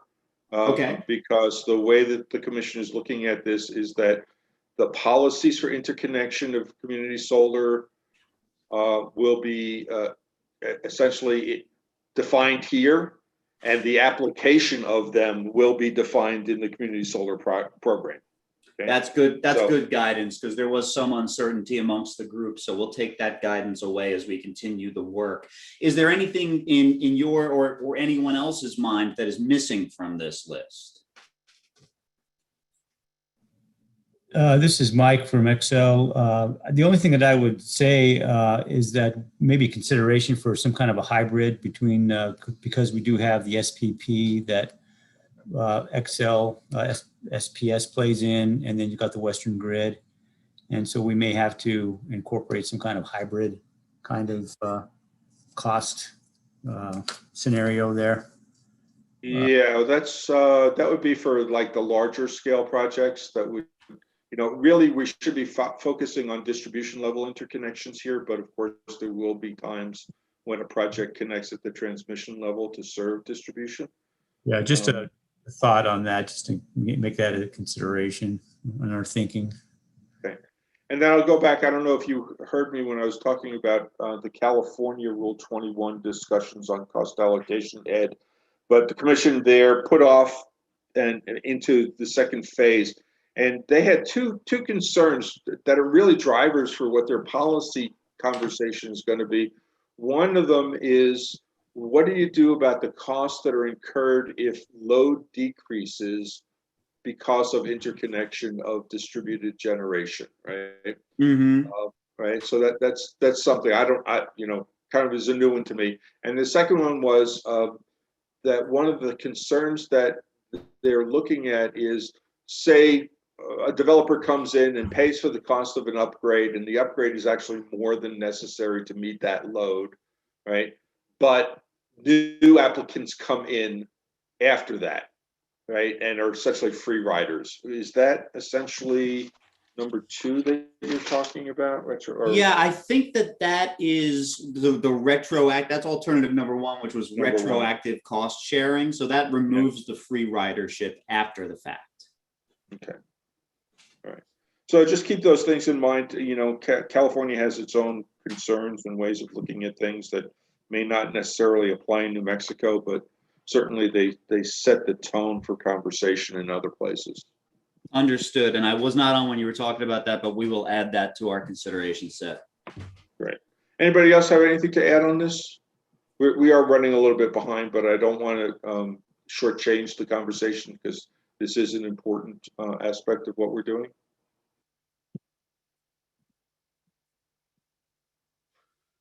Seeing none, hearing none. Thank you very much, Ed. Thanks, Arthur. We have one more discussion. I don't think it's going to take that long. Matt Hagan is going to talk about the reconciliation summary table, knowing that it's a work in process. Matt? I see you, Yeah, but I can't sorry. hear you. There you go. Yeah, sorry. Just getting organized here. Yes, we made some good progress in the last week or 2 weeks rather on the table that we're putting together. I think we're about maybe 90% of the way through that table, and I'm not going to share my screen because it's not very digestible anyways. So our goals next week, we're going to meet again, kind of talk through these items and see if there's if we're on agreement on what in our subgroup team agreement on what the differences are, and that they're clear, and we're going to start putting together a digestible summary highlighting the main differences between the three, the New Mexico, current New Mexico rule and manual, and the SGIP and IREC processes. So, and we added that proposal column that you asked about earlier. We haven't added a whole lot to that yet. I think we're kind of leaving that open for the most part. And maybe we'll add some high level things into that, but we haven't added anything to that yet. So yeah, well, we haven't reached agreement on anything yet. As you can see, there's still discussion to be had, even on the issues that were relatively non-controversial. So that, that's just where it's going to lead. And you know, I'll just highlight again the value that this is going to give to the commissioners, right? To really see what options have been explored and how we resolve them goes a long way towards giving them comfort that we've thoroughly addressed the differences and the potentials, right? And in some cases, we're going to go beyond even any of those three models, right? I foresee that. But it's really a useful and helpful process. Does anybody have any questions for Matt on this issue? And if you don't understand it, the documentation ought to be in our folder. We haven't put our table in the folder yet. But then you will for the next meeting. Yeah. Okay, great. And I'll add to that it's not completely comprehensive. There are some things that we didn't look at, like we focused on like the data intensive parts of the processes, like the screening criteria and the pre-application stuff. And, the easy a little stuff. bit on the others, but we didn't go through every single section. We tried to keep it high level so it wasn't too overburdensome. Yeah, I appreciate that. That's just useful guidance. You know, whoever's going to be writing this decision will probably refer to that document quite a lot. Okay, before we take a break, I did skip over the request for volunteers to be on a subgroup which is developing the content for pre-application report. And I mean, we could use the same group that did the fees timelines, but I'd really like to see some additional participation. Does anybody want to step up for that? And then we can have a conversation about what that means. In the meantime, basically, I would refer you to the part of the IREC questions in which the current status of what is looked at in pre-application reviews is put in a very nice table form. And basically, PNM and El Paso Electric have a fairly detailed approach. SPS has just a kind of a higher level, kind of transformer level approach. And then each of the rural co-ops that reported have different ways of looking at that. And what we would want out of this group is some proposal that says either status quo is fine, right? Just as long as everybody knows it, or here are elements that should be uniform for everybody, right? To help kind of focus the value of the pre-application screening.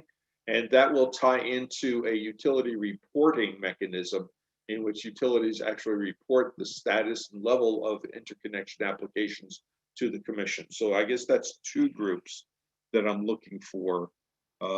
Pre-application report content and utility reporting requirements. And we're going to hold off on the flowchart and timelines group for now and deal with that at a future meeting. So do I have any volunteers? Does anybody even understand what I'm talking about?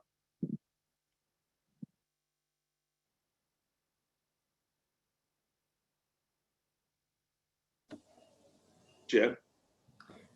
I think I understand what you're talking about. I would be interested in the utility reporting requirements. Knowing that I haven't done enough research to even tell you exactly what we have in mind, but anybody else for that group?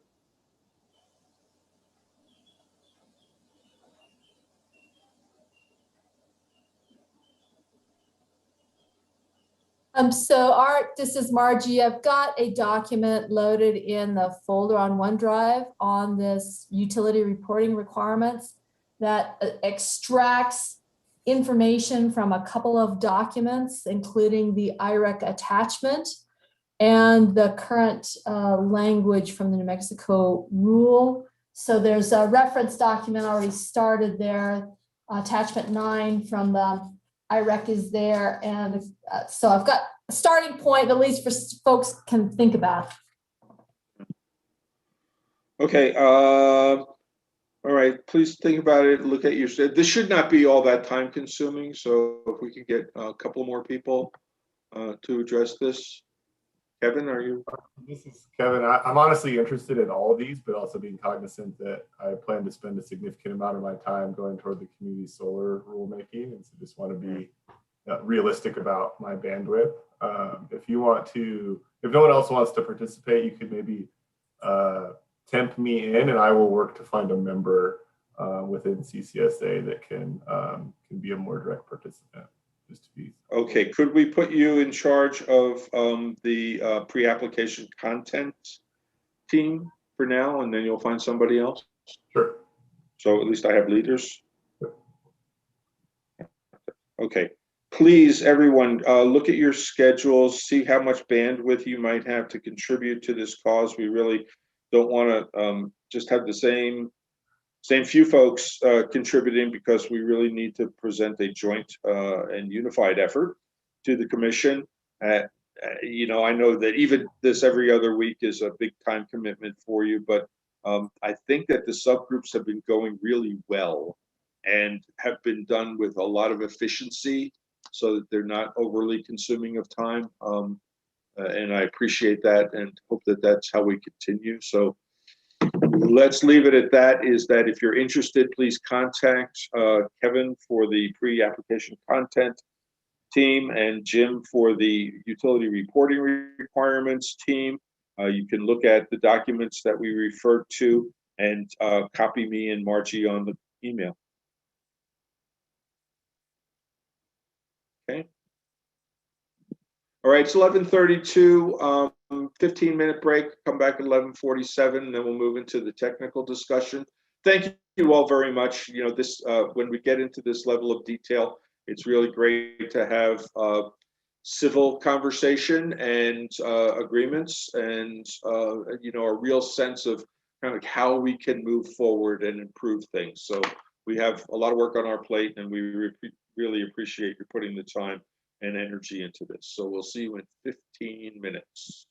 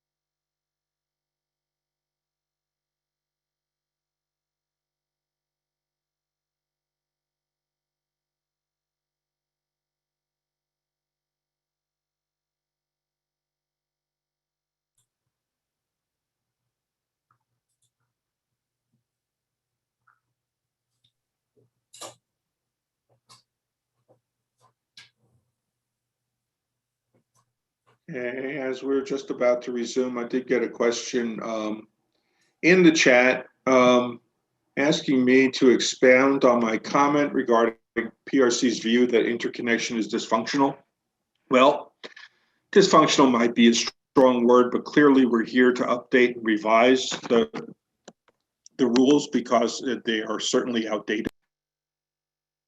There is also a strong sense among the lead commissioner on this that the use of the 15% screen as a threshold for studies is an impediment to interconnections at the residential level, and that was one of the driving forces behind this. I think that we also understand, the commissioner has expressed to me that so much is changing so fast that they really want this policy to be ahead of the other policies that are going to be directly implicated, for instance, Community Solar Act. So maybe dysfunctional is a strong term, but let's just say that it's not working for the benefit of the states now, and there are concerns that it will not work to the benefit of the state in the future, and that we are here to help alleviate those problems and to find better solutions. So that's what I'll say. I'll also note a couple of news things that I didn't mention earlier today. It's hot. A little bit less hot in Albuquerque today than it had been all week, but California and Texas have both moved into alert status, asking utility customers to cut back on their use of electricity, especially during peak periods. I don't see that there's a severe problem in California. It looks like there's enough reserve margin to meet the expected load. Texas is another issue because even within ERCOT, there are big differences from the east to the west, and almost anything can happen. And as we know, when you rely on natural gas generators and it gets really hot, they have a tendency to kind of go off the system, burp, and that could probably be the major trigger for any system disturbances, is unexpected outages. So we'll keep our eye on that. On a more positive note, I didn't mention that the PRC has received its first application under the Grid Modernization Act enablement from SPS for an automated meter system and some other ancillary updates that I haven't gotten to read yet, but it just came to our attention yesterday. So that's a positive upgrade, update in terms of kind of like moving into the 21st century. So that's the news from where I am. We're going to move into the next portion of the show with Eric Martineau. Eric, are you here? Yeah, Arthur. There you are. I'm going to turn it over to you for the next hour and a half or so. Okay, very good. Thanks. Should my screen should be visible now?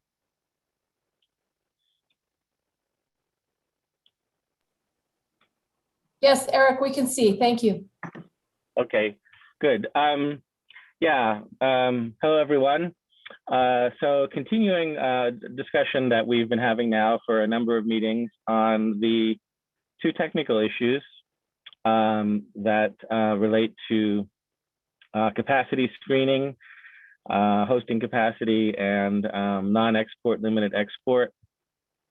And just to recap, this what I'm showing now is a document that I generated after our meeting last Thursday, June 10th, which was a interim discussion. And this document is available to everyone on the OneDrive folder for both today's meeting and for the June 10th meeting. Just to recap where we've come from this. So we originally had called for proposals from the working group, from anyone on these issues. We received two sets of proposals, one from an industry group, one from a utility group. And then we asked for comments on those two sets of proposals, and the comments were received and discussed 2 weeks ago during our June 3rd all working group meeting. And in the process of having a structured discussion about the proposals and the comments, we asked 2 questions for parties to consider and discuss at our meeting last week, June 10th. Question 5A and question 5B. And so what we did last week with those who were present on the call, and there were a number of people who originally said that they could be on the call and then weren't, or that they were not able to join the call. So we're continuing that today. And that's partly why this document was generated to enable everyone to benefit from the discussion we had last week.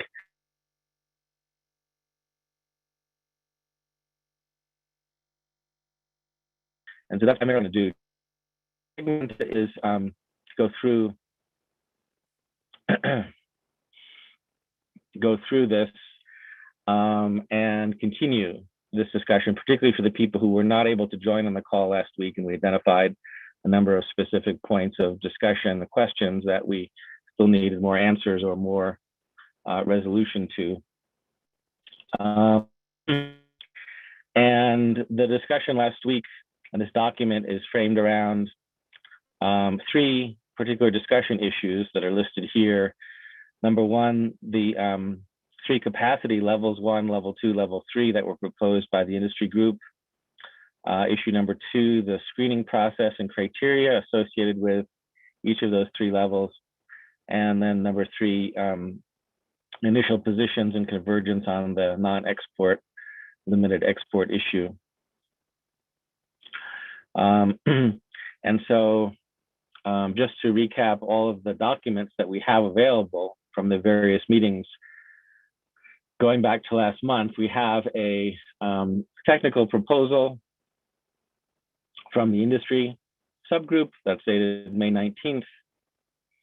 We have a technical proposal from the utilities subgroup, also May 19th. We have industry group comments on the utilities group proposal dated June 1st. We have utility comments on the industry group's proposal dated June 2nd. We have some additional comments also June 2nd by SPS. And then we have answers to questions 5A and 5B from both the utilities group and the industry group. 5A, which S-Street provisions called for in utility proposals do you believe are inadequate for New Mexico and why? And 5B, what parts of the IREC model might be problematic for New Mexico and why? The industry group answered that. And we have also a separate document from SPS with those with answers to those questions 5A and 5B. So that's where we stand. That's what we've done so far. We have all these documents. They are all posted on OneDrive. Everyone should have been able to see them in previous meetings and today. And so I'm just going to start going through these 3 issues that we started discussing last week, see what we can do to further resolve them, further achieve some type of convergence. And our next meeting in 2 weeks, we will start to take up the other aspects of these technical issues that we didn't start last week, which includes, let's see here, I wrote this down somewhere. Other aspects of the proposals, including longer term hosting capacity analysis and mapping, and an industry group proposed 25% set aside of hosting capacity for small systems are put off for future meetings, and we will come back to those in 2 weeks. So today I'd like to just continue our focus on these 3 issues. And in particular, hear from the people who were not able to attend the meeting last week. Let me scroll down. Okay, so first, 3 capacity levels for screening. This is our first point of discussion, and the industry group has proposed 3 levels, each of which will be associated with a different screening process: level 1, level 2, level 3. And in our call last week, there was discussion about the appropriateness of the 1 megawatt threshold for level 3, which would mean that anything greater than 1 megawatt would automatically undergo supplemental review and or detailed study. And there seemed to be no call. However, P&M was not part of the discussion last week. And if you go back to the utility group comments on the industry group proposal, those were dated June 2nd, P&M wrote that P&M is comfortable with the 25 kilowatt limit for the level 1 screens. However, we are uncomfortable with the level 3 requirement being 1 megawatt. We would suggest the level 3 requirement be set to 200 kilowatts. So I think that's the first point to come back to now, to hear from P&M about that, to hear from the industry group, again, in terms of 1 megawatt versus what P&M is pointing to here in terms of 200 kilowatts as the defining limit for level 3. And then the second part of the discussion here is in terms of the upper level for level 1, the 25 kilowatts. There was discussion about that last week as well. And the industry group, in their response to question 5A, notes that the SGIP has an expedited process for small 20-25 kilowatt inverter-based systems. And but however, that there were concerns about the 25 kilowatt level among some participants who were not on the call, including Roberto from EPE. So we recognized that we needed to hear further input also on the 25 kilowatt level. And at the end of the call last week, Arthur suggested perhaps the threshold could be scaled back to 20 kilowatts. Also perhaps in relation to a further discussion of what would be beneficial for or hinder residential systems in particular. And one final point on this 25 kilowatt upper limit is that it was clarified last week that the interconnection level 1 limit had no bearing or impact on net metering policy. That net metering policy and was outside the scope of the present working group and would not be affected by whatever we decide here in terms of these levels for screening purposes. So let's just come back now to these points in terms of level 3 and level 1.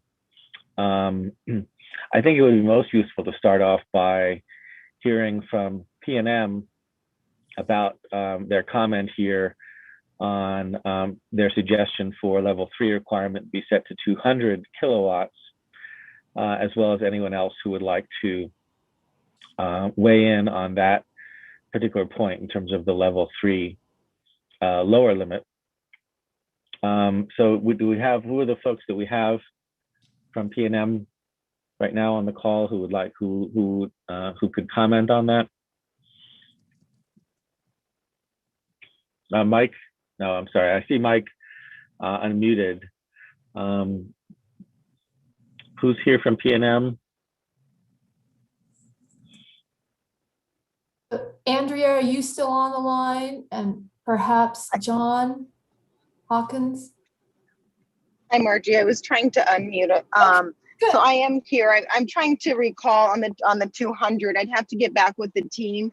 I know we're seeing a lot of because the amount of saturation on the lines that even up to a megawatt, we're seeing stuff even closer to 100 and up that are having to go to supplemental just because of the 15% line section rule, as well as the amount of other PV on that line itself. So I think maybe that's why we opted for a lower amount on the level 3. For the level 1, I don't think, like you said, we had any real issue with the 25 kW. If the net metering is outside the scope, that'll just require us to do a couple different options for contracts with net metering versus the 25. But then we also had the requirement or ask if we're going to go up to the 25, if we were going to then start looking at the transformer rating, so that way we could up that, which was going to prevent us from having to do a whole lot more transformer upgrades, especially if we have multiple interconnections on a 25 kVA transformer. So I don't think the 25 kW limit was such an issue outside of the net metering. And then I'll have to go back and confirm on the 200. Hey, Art, Tom Key here. I might give a couple of comments that could help. Yeah, go ahead, Tom.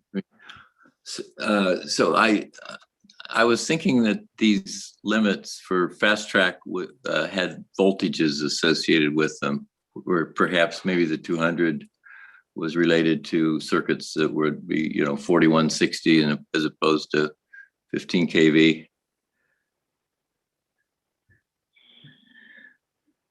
Just something to look at. And then there's quite a interesting discussion in North Carolina where they did, it's unusual, but they did adopt the 200 kilowatts because of the lower voltage feeders, and that's written up in a public document on the regulator's website.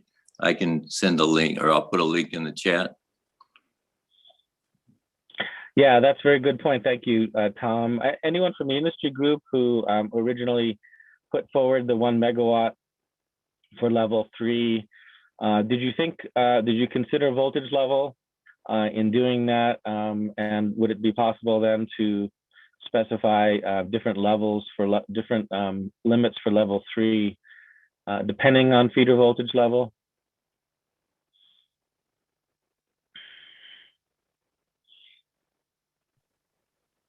Here, this is Stephen Rimsha. I don't recall us discussing that. I myself don't know enough about the distribution networks across New Mexico. I don't think we've had a really good presentation on that, or, so no, the short answer is no. We were looking at amongst the team what other jurisdictions use for different sizing thresholds and came up with these.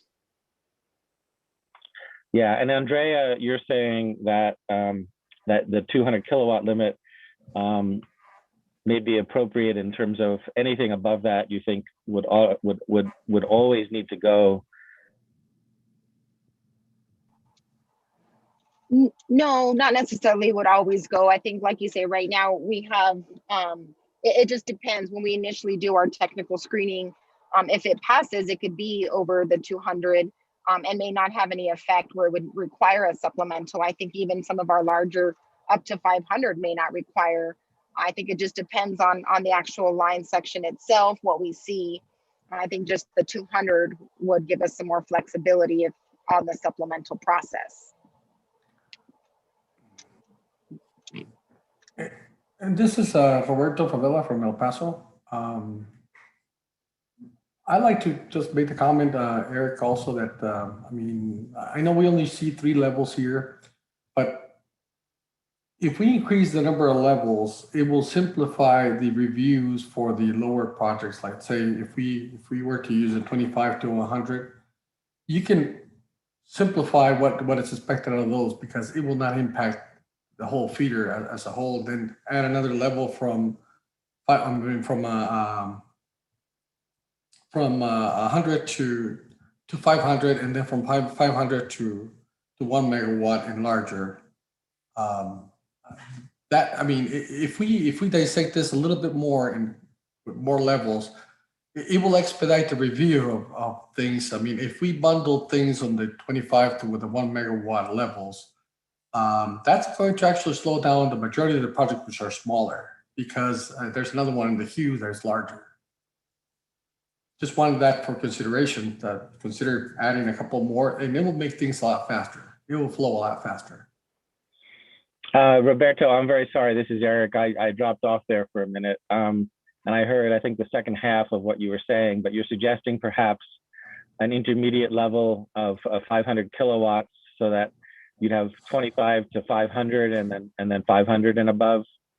No, I was actually recommending having two additional levels, 500 to a 100, and then from 100 to either 500 or 1 megawatt. That will help review, keep small projects, the 25, 50, 100 in the same expedited process, because it takes a lot less to review those than say a 500 megawatt project that requires a lot more analysis. So if you remove those out of that queue on that level, then it will be a lot more expeditious for the smaller projects, which normally represent the majority of the applicants also. So just food for thought. Roberto, I'm still not quite sure I understand you. Are you suggesting now the upper limit for level 1 be 100 kilowatt? No. Okay, so you have a level 1 right now, 25. Then level 2 will be 25 to 100. Level 3 will be 100 to 500. Level 4 will be 500 to 1 megawatt, and level 5 will be above, larger than 1 megawatt. I see. Okay. And so then I take that because we had we didn't have the benefit of your comments last week, in which was pointed out that you had some concern about 25 kilowatts being the upper limit for level 1, that you thought it might need to be lower than that. But was that also based on the concern about net metering? Yeah, well, yes. It was because of the net metering. The majority of the applications aren't net metering. So if the commission and everybody wants to see that process expedited for the residential customers, we wanted to keep that at 100. That was the idea behind it, the intent. But if you guys want to increase it to 25 kilowatts, then I think internally EP, Ty, and myself and a couple of other managers need to review. If we really support the 25 kilowatt level, and after we do the review or the possible implications, how that may impact the residential customers, which represent the majority of the applicants. Right, I understand. Okay, thank you. And Ty, you had your hand up just now. Go ahead. I think it sounds like the 25 kilowatts is acceptable to everyone for level 1. It's a question of what the additional levels would be, and we can now turn to the flowchart diagram in terms of the screening criteria for each of these levels. But Ty, go ahead. Yeah, I just wanted to follow up with that. That also includes continuing the recommended screenings that IREC actually proposes, which actually does have the 15% rule included in their proposals. So I think that level goes hand in hand with what screening processes are approved for that group. But yeah, we're okay with going to 25 as long as the appropriate screens are selected in conjunction with that. Yeah, okay, very good. Stephen, anything in terms of this idea of having additional levels, not just 3, but I believe it was 0 to 25, 25 to 100, 100 to 500, and then over 500. We'll come back to the screening for each of these, but would there be any objection, any thought in your mind in terms of going to the greater number of levels? I guess I'm trying to understand the different processes that it would undertake, because it kind of feels like a little bit of queue management in how these different applications are processed versus the interconnection screens. So, the proposal from industry stakeholders, has different, easier process for level 1 and then below a megawatt.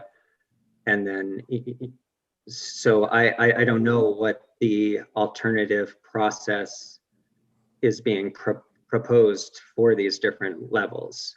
But yeah, very good. I think to me, what's most important is how the system is sized, and where the 25 kW I think has come up a lot is, this is in relation to nameplate rating and not export capacity. And how the application is screened based on the actual use case and operation of those co-located resources is really important. We have talked about it at some detail, but it all kind of comes together of what these levels really mean and what these processes are. So I haven't seen so many levels broken out in other regions. I think 1 megawatt, no one, from what I recall in the discussions, was firm on that. It was just a level put out there based on other regions. So we're definitely open for further discussions on this. Okay, thank you. Yeah, and the non-export issue, we'll come back to that. For right now, the purposes of this discussion, we're not addressing the nameplate issue in terms of a non-export or limited export, but just let's consider a system without storage. I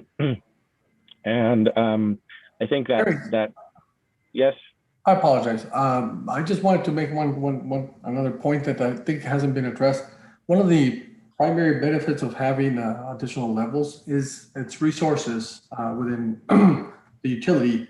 And throughout the United States, I haven't seen any manual that really addresses them, but having different levels may allow the utility, depending on how they handle the applications, the flexibility to incorporate more resources from other departments if necessary, or not everybody, not all the utilities have one single department handling level 1s to level 3s. For instance, it requires a lot more engineering knowledge and know-how for 1 megawatts and larger. So those usually go to a different department.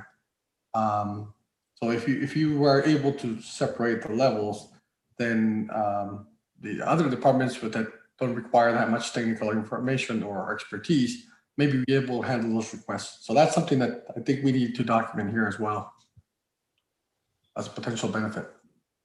Okay, thank you. Yeah, thank you for that. Good point. I think the discussion here, can be most productive if we start to now think about the actual screening criteria for each of the levels that we're talking about, since they are inextricably linked. Before we go to screening criteria, any further comments just on the discussion we've been having so far? Hey, Eric, this is Stephen Rumsches. Sorry to jump in, and hopefully others do again. I think no one's intent was to make residential system customers' processes longer by including larger systems.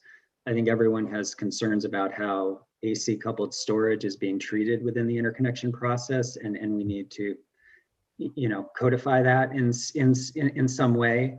So I think parties are open to what these threshold means. No one's intending to delay resources, but we want to ensure that if a customer has a 7 kW PV system and they install, N-phases AC coupled batteries, and it comes out to an 11 kW system, that they're not,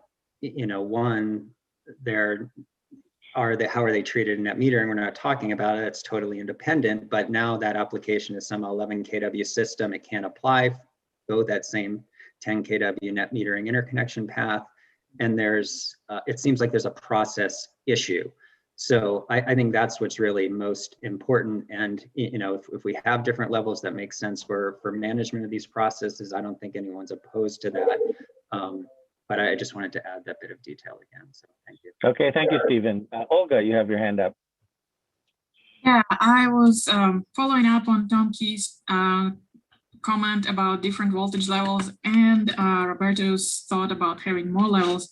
So if I may share my screen for a split second, I thought maybe a potential matrix like this could also meet everybody's requirement, where we could break something break the system size into more levels and also look at the voltage levels of different circuits.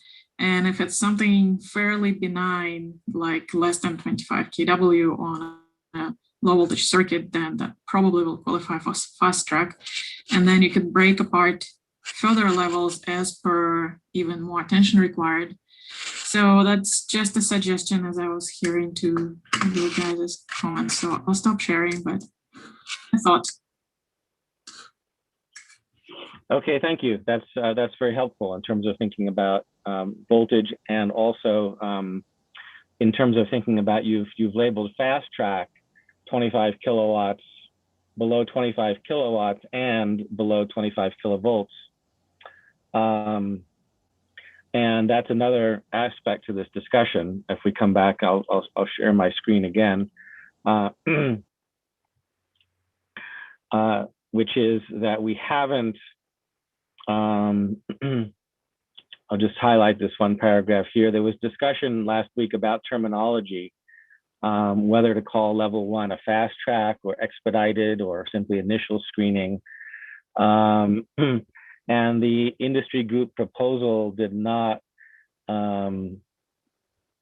explicitly suggest any particular language for this. So this is also something for us to define, is if we are going to call something fast track, what that is, if we're going to call something simplified or expedited, what aspects of that are we talking about? So thank you for your matrix.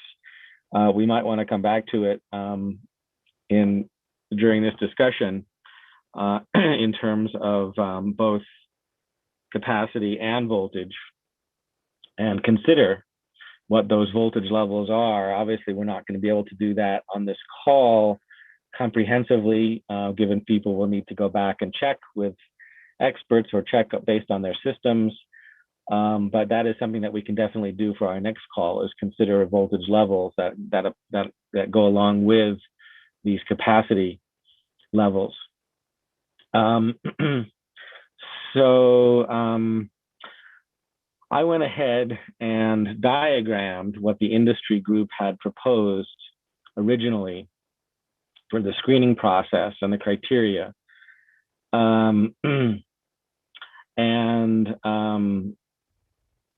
This was in particular, the discussion we had last week was for level 2, where Tom Key from EPRI pointed out that the process that was currently being proposed by the industry group appeared to neglect the issue of considering the overall DER penetration on a circuit, and on voltage level considerations, and on considerations about the physical location of an interconnection, such as distance from substation. And we raised the question, did we need further revision to the proposed level 2 screening process that the industry group had put forward? And also in relation to SGIP and IREC models. And so let me bring up this diagram, which actually the industry group modified slightly in comments that they sent yesterday. And I'm showing that here now on the screen. And this was my attempt to start us on a diagram. I didn't necessarily have any warranties or guarantees that this was accurate, but at least to get us started. And the industry group made some marks here on this.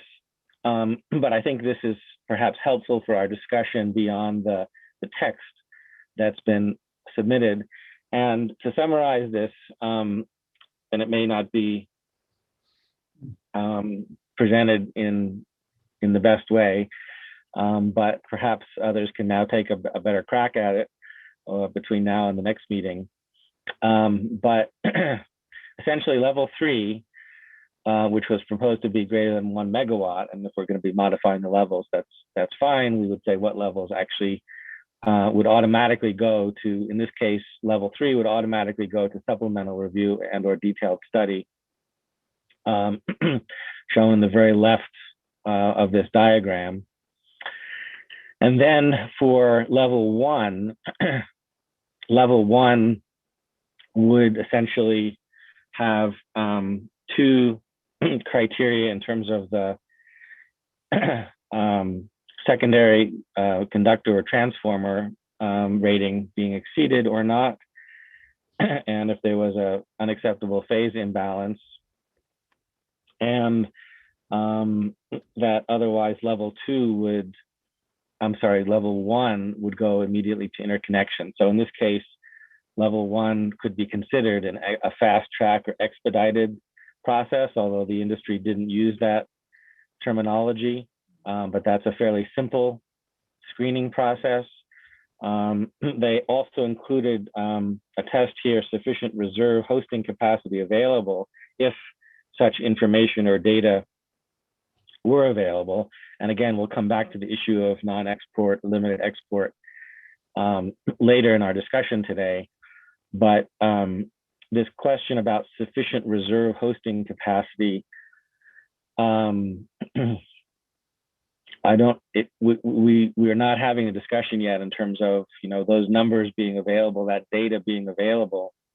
And in lieu of that, we have essentially either feeder maximum load or feeder minimum load, and potentially other information available that's not considered hosting capacity. But those are essentially the tests for level 1. And then the tests for level 2 would include as well, the criteria for level 2 would include the 3 boxes, the 3 triangles on the right side of the screen in terms of short circuit contribution, short circuit current contribution,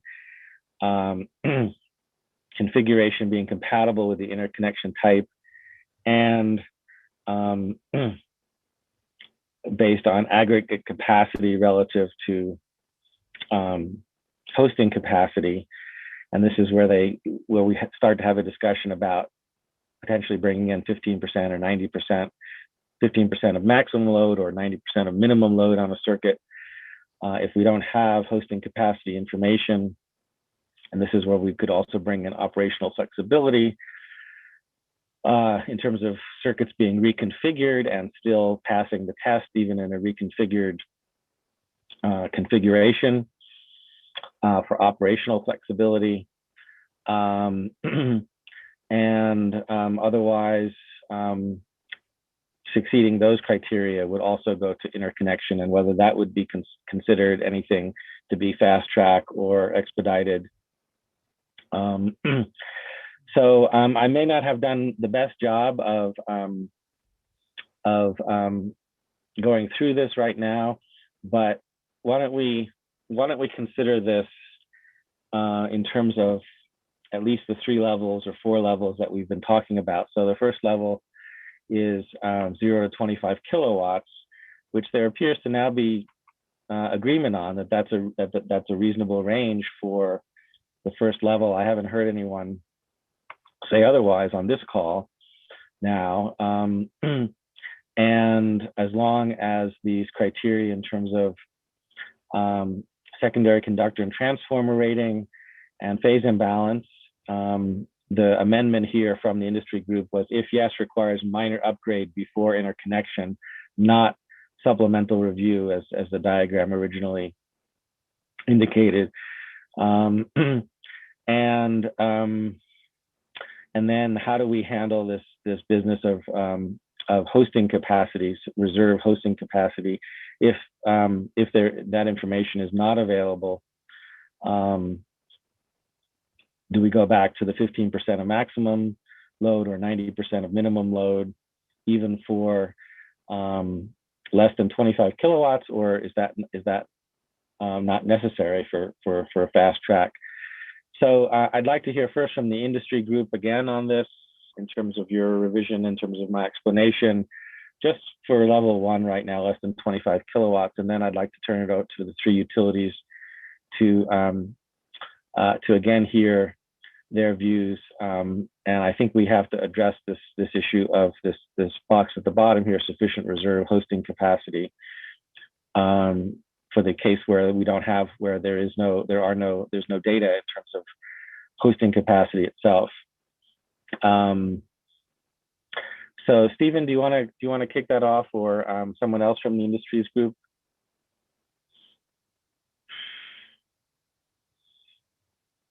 Yeah, I'd say I don't have too much else to say. I think you captured it well. I think there is, even with the 15% rule, that's, you know, a hosting capacity screen, and you know, the way processes work and the analysis that I believe is going on through these interconnection processes, there's a lot of hosting capacity information that's already known. I realize that's another effort, but you know, I don't see this changing processes a whole lot myself, if, you know, how systems are screened. I think part of our tension was, do we put another threshold beyond 15% in our original proposal?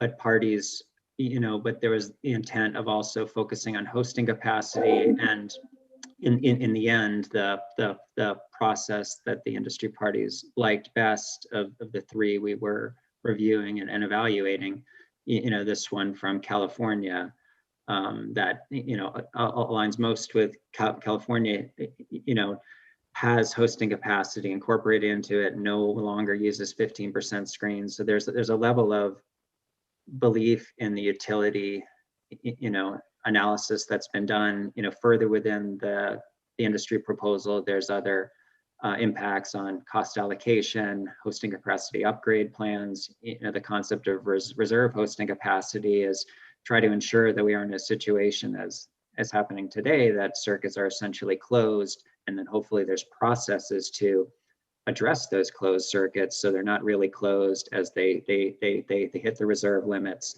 There's processes in place to enable interconnection and not have the roadblocks that exist today. So hopefully other industry members have ability to weigh in as well, and look forward to further discussion. Thank you, Steve. So essentially you're saying that you believe that some reserve hosting capacity information does exist, at least for some circuits in New Mexico, and that if it does not exist, that this proposal is essentially defaulting back to 15% of circuit maximum load. I wouldn't say we default back to 15%. I mean, I think there's a lot of discussion still to be had on where this process goes. I think industry could definitely propose other thresholds beyond 15%. That would be for sure. Well, that was a question that came up on our call last week. I know you weren't there, and we ended up actually a question specifically, you know, for you, and I guess Tayoko also, who was not present on the call either. But in terms of what Tom Key from EPRI and Mike Ropp from Sandia had originally suggested to us back in April when they made their technical presentations, in terms of other states using 90% of circuit minimum load as a fast track criteria, and that was already in place in a number of jurisdictions, and the degree to which you considered that or reviewed that experience. The industry group's been meeting weekly. You know, it's tough to get everyone together and participating, and we are still discussing. You know, but I think the way we left it was, we believed that through this process, it was likely that we would be establishing and proposing other thresholds with specific numbers, such as 90% of minimum load,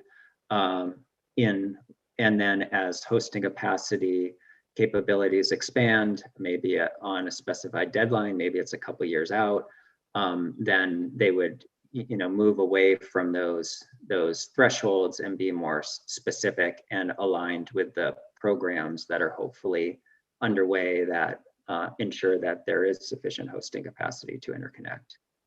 Yeah, okay. So essentially in your group, that discussion is still ongoing. Correct. Yeah, okay, good.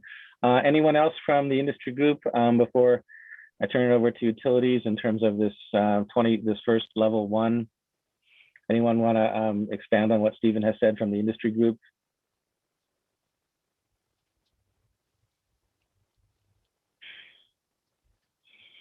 Okay, we can go to the, I'd like to hear from each of the 3 utilities in turn as we go through each of the levels. So right now, level 1, less than 25 kilowatts. Kai, you have your hand up. I guess we'll hear from El Paso first. Or at least Ty, you're unmuted, I should say. Your hand is not sorry up. about that. I mean, I can go first. Yeah, okay. There are a couple of key screens in here, and I don't know, they're not real, a screen that kicks out these smaller level spot network interconnections wasn't included, as well as the certification, the UL certification also, which we definitely hope to note that those are part of the screening process as well. But honestly, it sounds like we're replacing sufficient hosting capacity with the 15% line section, and whether it's 90% of minimum load or 15% of peak or some value close to that, we're almost at the same level of, I guess, moving into supplemental review at that point. So I'm not exactly sure how much more available capacity we believe we can get out of this particular definition here, or this screen here, I guess is my question. Yeah, thank you, Ty. Could you comment from at least in terms of El Paso? Stephen has just said that that reserve hosting capacity information is available for some feeders. That this screen here, based on whether that information is available or not, the degree to which that's true for El Paso. It's it's performed on a case-by-case basis, and since the system is dynamic, that constantly changes. So we can quickly identify through supplemental review if available capacity is on a circuit, but we don't have an ongoing dynamic, I guess, method of displaying what's available real time, or in a, I guess, even consistent fashion where, we may have this thing available and updated. It's more of a, we can quickly look at circuits and identify through the supplemental study the configurations at the time, and we can give them the information. Yeah, okay, good. And you're saying, so if there had been a supplemental review prior, that probably you would then have that information, but it's not consistent. And you also seem to be saying that there's not a lot of difference in your mind between 15% of peak load and 90% of minimum load. It may not be. It depends on circuit characteristics. But going back to your statement, as far as performing a previous supplemental review and having that information, we actually go back and reevaluate the circuits in the state that they're in when we get to that process. So we don't keep historic data because our circuit configurations change. They actually change a couple times weekly, depending on what kind of system changes are necessary through switching activities and things like that. I could also bring some light into the tables on level 2, I guess, through the reconciliation process, that some of the table information is specific to ratings and cable types, and those may not apply to New Mexico because our standards are a little bit different in construction methodologies and types. So where one of the, I think it was IREC, said that there's a 16 or a 600 amp rating for their specific table and what they would push into fast track, that for us would not apply because our circuit ratings are 400 amps. So that would be irrelevant to us. I can't speak for the other utilities, but there may be a better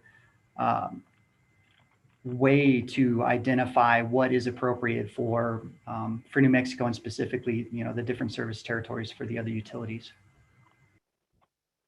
Okay, thank you. PNM, Andrea, is there someone from PNM who can comment on what we've just been talking about in terms of level 1 issue Or would you also need to bring that back?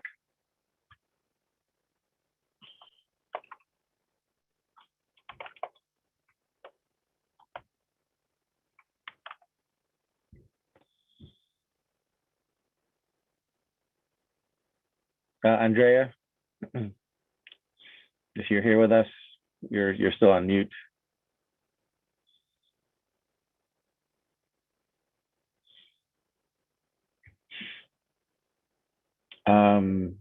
Roberto from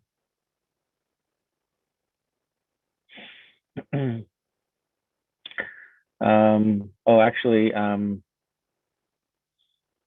I guess we can in lieu of P&M, let's go back to SPS. I guess that means Mike or Matt.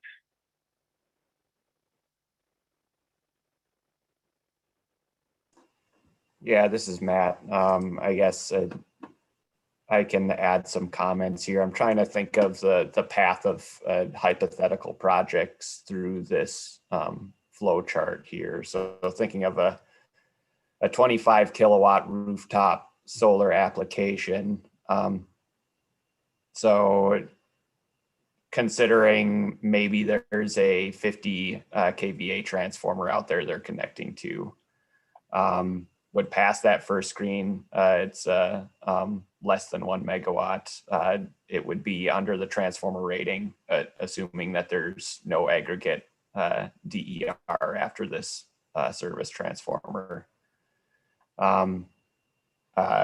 Secondary conductor, like that's replacing secondary conductor is usually an impedance thing, not a rating thing. Like I guess I don't know what the rating of our standard conductor is. It's like 100 amps, or no, wait, that's not right, because it's a lower voltage. Well, anyways, usually we don't replace it because it's like for overloads. It's for impedance related issues that we usually replace that secondary conductor for voltage reasons. But this is just considering the rating of it. So rating probably wouldn't be exceeded. Phase imbalance, like assume that they're connecting on the line to line 240, not on the center tap of the 240 120 transformer. And the reserve hosting capacity, I assume that's referring to the 25% carve out for rooftop applications. No, we haven't gotten to the discussion yet of that carve out. We will next at our next meeting, but not for now. That's simply, do you have information about hosting capacity for that circuit, which you would then use instead of something like a 15% or 90% criteria. Okay. I think the context of that goes into a lot of that thing. So theoretically, then you could be considering like impedance limitations and reverse power flow limitations and that sort of thing. But I think kind of what Ty was saying earlier, like if we aren't defining those thresholds here for hosting capacity, then potentially we aren't really getting away from the 15% rule. We're just presenting it in a different way. Does that make sense? Well, are you saying that I guess that SPS would be in a similar situation, that it's really case by case and that you don't have the information is not consistent? Right. It depends if we have SCADA data available, if we can determine that like a minimum daytime load value. Otherwise, we'd have to make an educated assumption. Like maybe we would use 15% if it's more commercial of a customer type. Maybe we would use 20%, or if it's more highly seasonal, maybe we would use 10%. I don't know what our practice is right now in New Mexico. I don't think we've had that many applications, but yeah, I mean, theoretically you could do that. But if we're talking about like hosting capacity map like hosting capacity analysis data, that's more of a blanket assumption that you make across all of your circuits, which we would probably use a 15% assumption. And same question that I asked Kai. Do you consider there to be a difference between 15% of maximum of peak load versus 90% of minimum load for the circuit? Do you see a difference between those two? I guess not. I mean, if you have the minimum load, like that's a more accurate figure, I guess, than making an assumption based off the peak. Yeah, I can give one thought on that is that typically the 15% of peak or some other 30% of peak is usually in the initial levels screening, and then the 100% of min load or 90% of min load is in the supplemental screening. So they're sort of differentiated in that way from the level of the project level of whether or not you use initial or supplemental screening. But it's difficult to know the minimum load. I think that's why the simpler screen uses peak, but clearly, knowing minimum load is more accurate.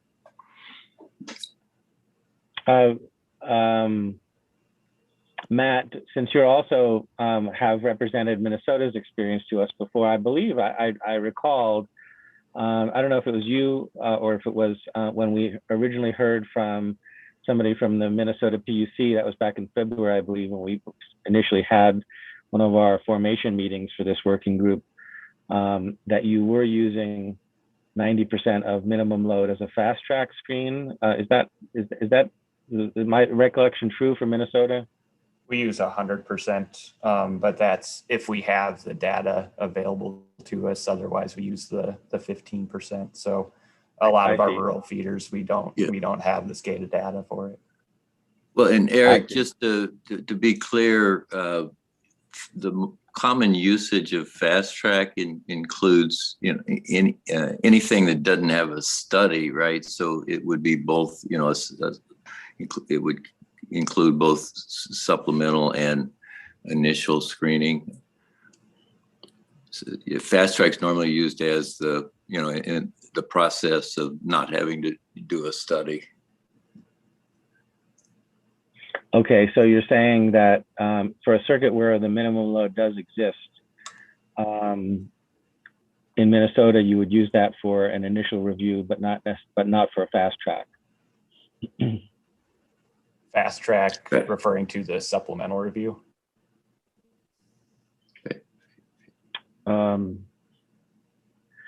Well, I don't know however Minnesota uses the phrase fast track. So Eric, most of the country uses fast track to talk about something that's screened or expedited. I don't recall exactly what California's doing, but that's kind of the FERC language in the SGIP, and it's been adopted by most states. Yeah, and while we're having this discussion, then let me bring back the matrix that was just suggested a little earlier. If we're still considering the 25%, or I'm sorry, the 25 kilowatt level. Matt, do these in terms of SPS in New Mexico? In terms of the 25 kilowatts, do these voltage levels make sense to you? Voltage levels, okay. Yeah, just for the 25 kilowatts, we're still just talking about that. Or Tom, if you want to say anything about these voltage levels. So yeah, so voltage is not normally worried at 25 kilowatts. it's normally, considered, right, low voltage connection. Okay. Oh, I can chime in on the Yeah, voltage. go ahead, Roberto. Yeah, I mean, these voltages, aside from the 25, I mean, they're not distribution voltages. I think we need to use the 4 kV and under, 13.8 and under. Yeah, or Yeah, under 5 kV under and 5, under. under 15. Yeah. 70 kilowatts, I mean, kilovolts, it's more sub-transmission voltage, which normally end up in FERC filings, not here. So we just need to modify that voltage levels to reflect distribution feeder voltages within New Mexico. And it will work. I like the table. Yeah, I just throw in the voltage levels just roughly as a rough estimate for now. That was just, I used 70 because of 69 kV potential levels, but we can totally change that. Okay, so you're saying, Roberto, that the more appropriate division would be 4 kV and under versus 12 kV and above. Yeah, because I mean, at least I'm not so sure what SPS or I mean, Excel or PNM have or the co-ops, but we can use the 4 kV and under. I mean, many of the systems have like some systems have 4.8 or 4.1. So we can leave it under 5 kilovolts for those small systems. And then you have the from 5 kV to 15 kV, which will be the second. I mean, some companies have 12.8, 12.1, 13.8 like us. And then you have the 24 and the 25 kV voltages, which you can bring those between the 50 and 30 kilovolts or 32. I don't know, some companies have 33 also. I'm not sure if we have them in New Mexico. Certainly our highest voltage is 25 kV at the distribution level. But yeah, I mean, I think we can accommodate those three categories. Okay, very good. Thank you. I guess I'm confused on the categories of fast track level 1, level 2, and level 3 and what they mean. So I'm kind of afraid to say anything, I guess. Who's sharing? Eric, are you sharing? This is Eric. I am. Do you want to share? No. Do you have the IREC model, interconnection model? Or I guess I have it open here if you want me to share. Yeah, go ahead. Okay.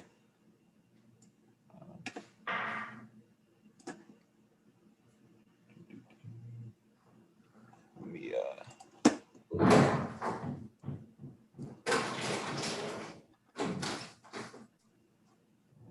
me share screen. There we go. I think that's the one I want. All right, are you seeing this table, line capacity, level 2 eligibility? Yep. Yeah, so this is from the IREC model. I think this table is the same in, or mostly the same, I think. I think they define 600 amp line versus main line differently, but table is mostly the same. And I'm trying to, in my head, I guess, trying to relate this table with Olga's table, but I think this is kind of the voltage range that Roberto is kind of referring to, right? The less than or 4 kV kind of systems, then like 13 kV systems, 12.5, 13 kV systems here, 25 kV systems here, and in Minnesota we have 34 kV systems, but down less than transmission level anyways. So and this is basing these, like, this is eligibility for the screens, I think. So if it doesn't fit these criteria, then it goes straight to the full study, I believe. It doesn't qualify for any screens, the way I understand it. But like a 25 kV system or a 1 megawatt system on a 13 or DER system facility on a 13 kV system, both of those would qualify under IREC and SGIP for fast track and go through those screens. And I think that they're screened the same for both of those. So I think the flow chart that you have is a little bit kind of goes into like what this splitting up what the screens are. Matt, I think you're exactly right. This is the typical layout on these qualifying for fast track. I believe if you look at Minnesota, it might be slightly different on the upper limits, and then as I was referring earlier, in North Carolina, they rejected some of the limits that IREC had proposed for the less than 5 kV. But yeah, that's very close to what's commonly used for determining fast track eligibility. Right. So yeah, I pulled up the And I think we Minnesota can ones develop, here, so yeah. I'm sorry, I Go think ahead. a table like this for each one of the levels, it will make it make a comprehensive table like Olga was proposing. I think it will serve the same purpose, which is we'll give everybody a clear visibility, visual cue as to what they can expect, depending on the size of their interconnection and at what voltage they may be connecting. I hadn't seen it, but it seems like a good idea to put more levels in there, I guess, if it helps your process. Usually the levels are sort of defined separately from the fast track eligibility table, but they could be brought together. Yeah. Okay. Good. Well, we're doing sort of three things simultaneously here. We're skirting with the definition of fast track. We're looking at the different levels, the definitions of the different levels in terms of both capacity and voltage, and we're considering, what actual screening criteria go with each of the levels. So just sort of keeping that in mind, and I think we're gonna, want to flatten it out and try to clarify all of those in a way that that people can understand as simply as possible.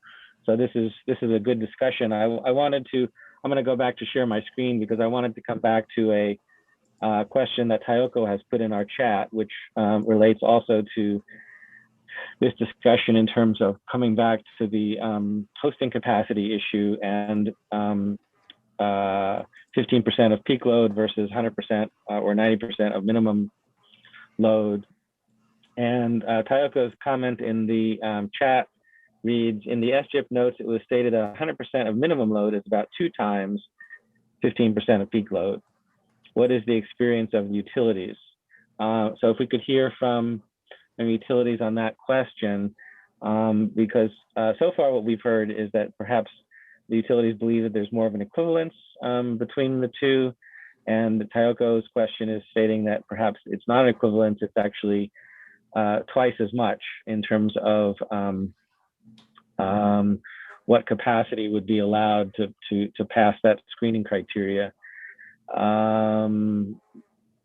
So Tayoko, do you want to say anything more about that before we ask the utilities to comment? No, I just I read it directly from SGIP 792 notes, so I could try to find it.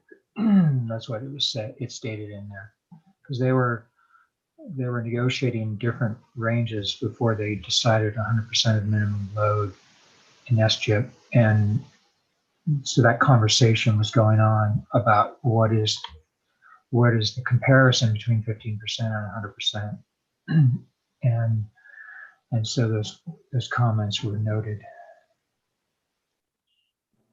Yeah, could we hear from the utilities on that point, please? Roberto, you're unmuted, so why don't you go ahead first? Sorry, I was distracted. I didn't hear the full note, so I'll let others take first. Okay, Matt? Yeah, I'm curious where you saw that because I've been looking through that in the reconciliation. I never saw anything about that. Did you say it was in the comments and not in the actual procedure? Yes, I believe it was in the comments. Okay. And I'll try to find that because there was a long debate back and forth about what the level should be set at, and there were some arguments made on both sides. Okay. So potentially it was a comment that potentially that's closer to what the minimum daytime load is, twice, or I guess essentially 30% of the peak load. Yeah, something on that order. Yeah. But was never adopted in the actual SGIP model, I don't think. So I guess it depends, like where the background of the comments, like where the I guess where the data came from to support that. But kind of like what I said before, it depends on the feeder. Like a highly seasonal feeder probably has a lower percentage, like maybe it's 10% of the peak load, or a commercial feeder, like maybe it is closer to 30%. So that percentage is dynamic for the feeders. So there would have to be some data to back up like what that number is closer to. Okay, thanks. Ty, you have your hand up? Oh yeah, I'm just going to mirror what Matt said. That's exactly the case. Every feeder has a different electrical characteristic, and yeah, we may have 15% of peak or 30% of peak as a good level for adapting DG. But what happens is even if we're using the 15%, as soon as it's kicked into supplemental study, then we'll make that determination of what minimum load is or what additional I guess connectivity we can adopt. So for us, it's not a big deal to go into supplemental study and know how much availability we're gonna have there. I don't know if that's where part of the problem is that even if we set this limit of 15% or 30%, we are going to hit that limit at some point. And I guess our biggest question is, what do we do from then on as the utility, or how do we adapt to that moving forward? Because I mean, we're just moving the level of water in the glass just a little bit higher, or around a small variant here. So we're still kind of in the same boat, no matter which perspective we look at it from. Yeah, thanks. It sounds like you're saying that depending on the circuit characteristics, you might go beyond 15% in initial review. You might choose to use 20 or 30%, which would be the equivalent to using minimum load. But that would depend on the circuit characteristics, and otherwise you would then be looking at minimum load only in supplemental review. And part of our discussion here in terms of setting these criteria is to avoid supplemental review whenever possible, and how to do that in an effective way that still maintains safety, et cetera. Let's see, Matt, go ahead. I'll defer. Matt, did you want to add something to this? No, I think Ty said it pretty well. I was just going to say I found that note in the comments. It's on footnote 295 on page 83. It's a note from NREL that says the 15% screen can be viewed as a rule of thumb that minimum load is approximately 30% of peak load on a given line section with a 50% safety margin, if that makes sense. So like they're saying that the number is probably closer to 30%, but they're applying a 50% safety margin in the screen so that we're not overestimating the amount of minimum load for safety reasons. Yeah. Okay. Good. Let's post that document to the OneDrive for this meeting. Stephen, your hand is raised. Go ahead. Yeah, I mean, I guess I'm reflecting on some of what I'm hearing here. And when I talked earlier about, I think a lot of this information is available. I think it's from the supplemental reviews and the studies that have been done.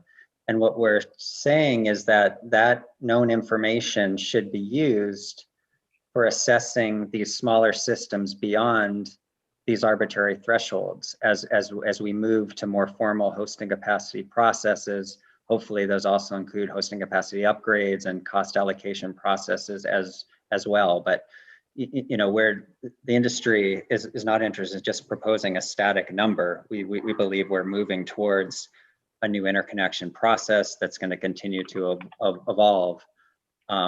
And you know, this reserve hosting capacity information we're talking about here, we don't see, and yes, it may be a rare case, it may be an arbitrary threshold, but it should really be based off of supplemental review, detailed study results to feed back into these customers so they don't have to go through supplemental processes and be arbitrarily stuck based on a threshold. So thank you. Okay, thanks, Stephen. Well, we have 15 minutes left in our budgeted hour and a half for this discussion, given we started at 11:45. And I do want to move on to the non-export, limited export issue, which has been pointed out is also an important part of this discussion. But before we do, I did want to take comments. Ty and Matt, in particular, I guess, for the level 2 in this diagram, in terms of the screening criteria that the industry group has proposed, which are given here in the right side, 3 decision boxes in terms of short circuit current, in terms of configuration compatible with interconnection type, and in terms of aggregate capacity relative to hosting capacity. Yeah, Eric, before you do that, I think Andrea's back. Would you care to hear her comments on this overall process? Absolutely. Andrea, sorry, we called on you before and didn't hear you, but if you're back now, we definitely would like to hear from P&M.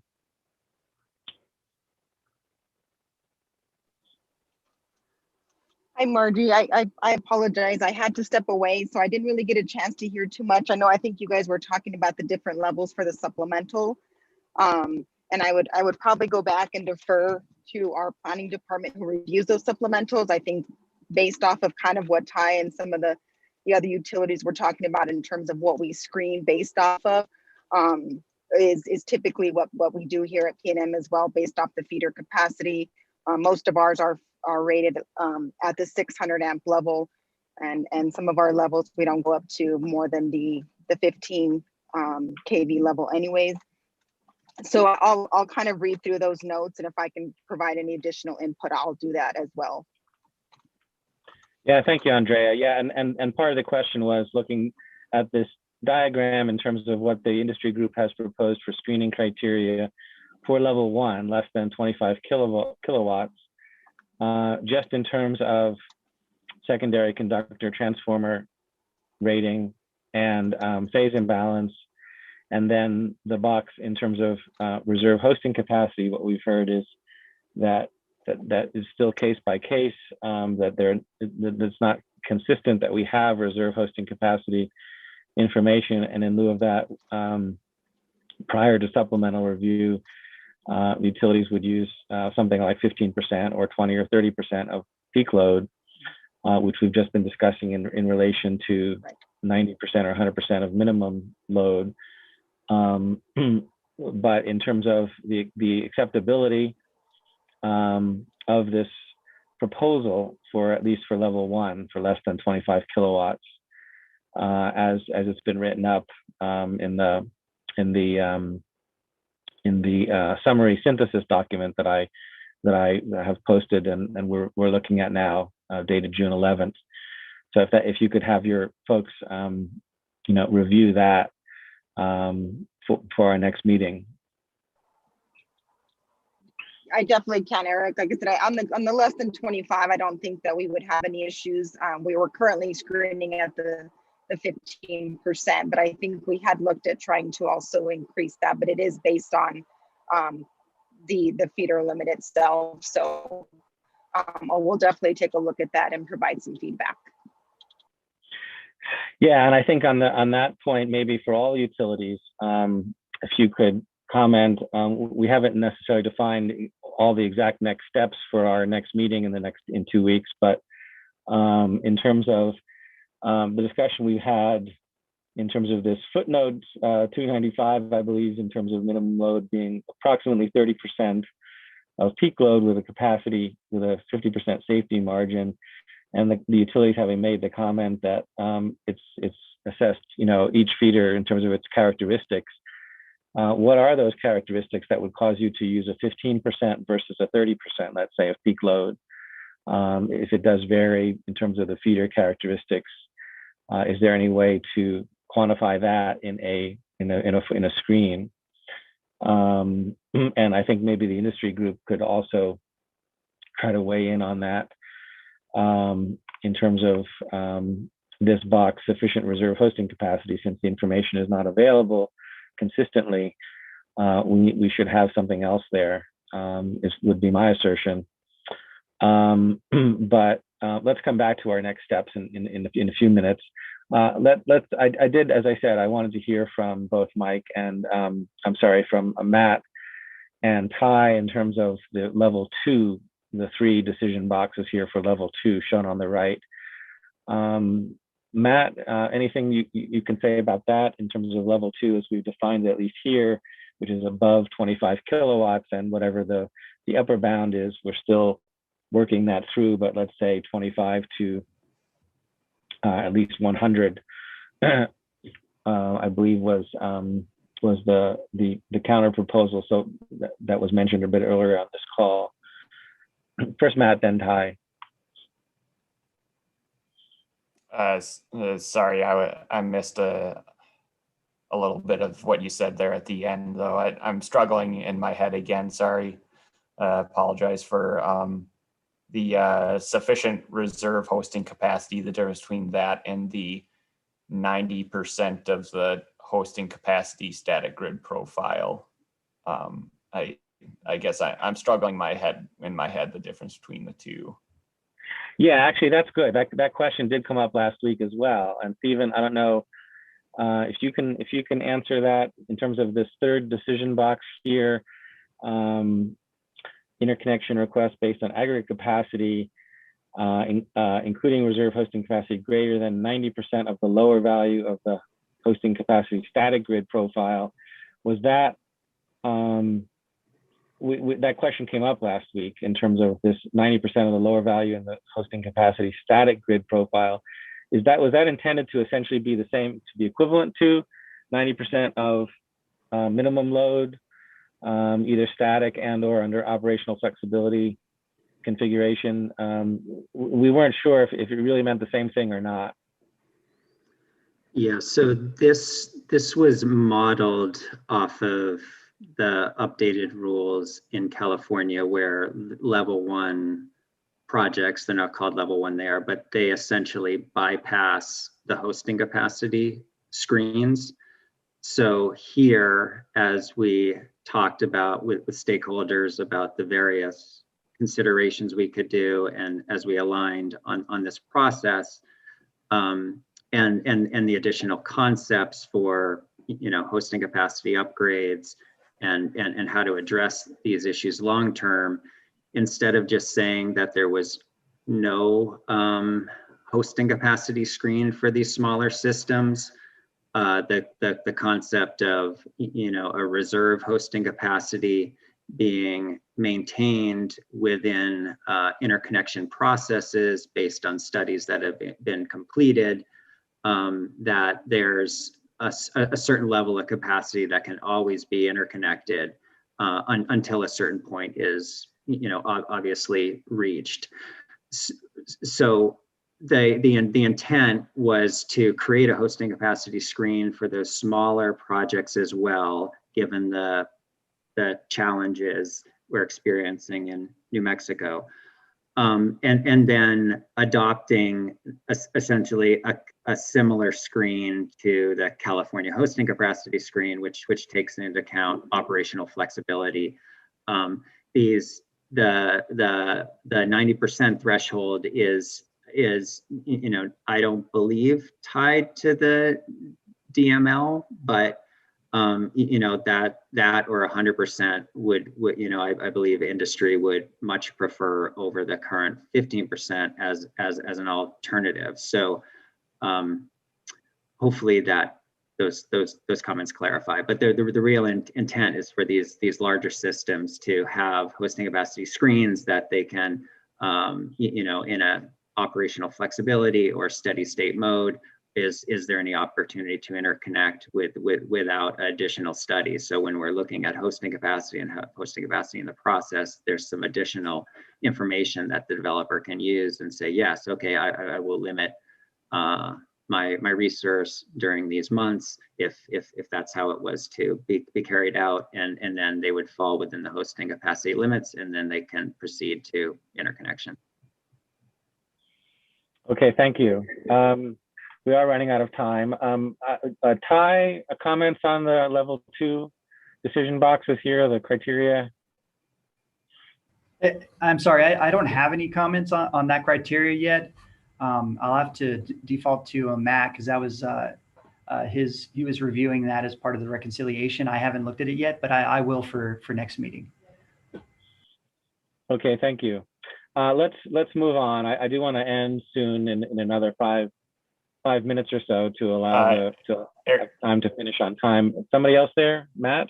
Yeah, Eric, one quick thing. Can we invite someone from California with experience in their hosting capacity to speak at one of our meetings and kind of explain what their process was for implementing that? Because I guess I have a concern that a lot of this flow chart hinges on the availability of that hosting capacity data. And if it's not available, then like there's a huge void here. So I think that would be a good step if we can arrange that. I understand. Yeah.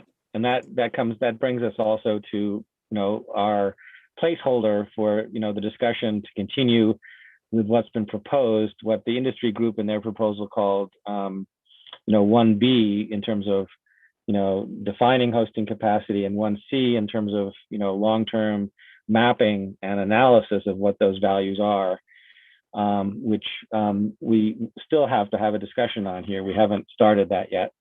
But certainly how that's been done in other states, not just California, is relevant to what we would want to propose in this working group this year for related to those in terms of the further process in New Mexico. Let's turn to the export, non-export, the non-export limited export. And I'm going to come back to the GridWorks notes that I wrote based on the meeting last week, and skip down here now to this third issue, non-export and limited export, because this is also something which we're going to need to have some resolution of convergence on. So the industry group proposal provides detailed specification for non-export, limited export, and inadvertent export. And that the proposal says, then the utilities group proposal says that utilities believe that significant changes to the updated SGIP model should not be required to address non-export and limited export systems. And SPS in their comments on questions 5A and 5B last week wrote that the interconnection manual should define how to screen non-export and limited export systems, such as what process they qualify for and whether to include the nameplate rating of non-export storage with the nameplate rating of solar in the same applications. And so we discussed this last week on the call. And again, there were a number of people who weren't there, and that I believe right now we particularly wanted to hear from Roberto and also someone from PNM related to this issue. But let me come down to the summary statement here that I wrote based on that,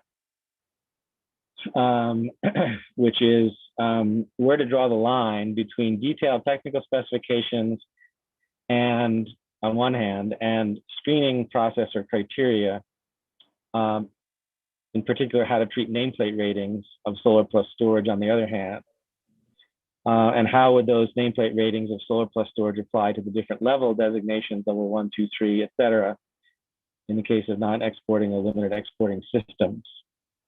So this comes back to what Stephen was pointing to earlier in the call, which is, again, how do we handle those nameplate ratings? We go back to just level 1 system, less than 25 kilowatts.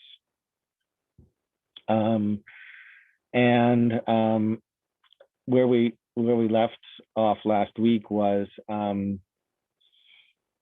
there a way to not specify the actual technical requirements in terms of the technical specifications of the power control equipment, but simply to say that there is a certain functionality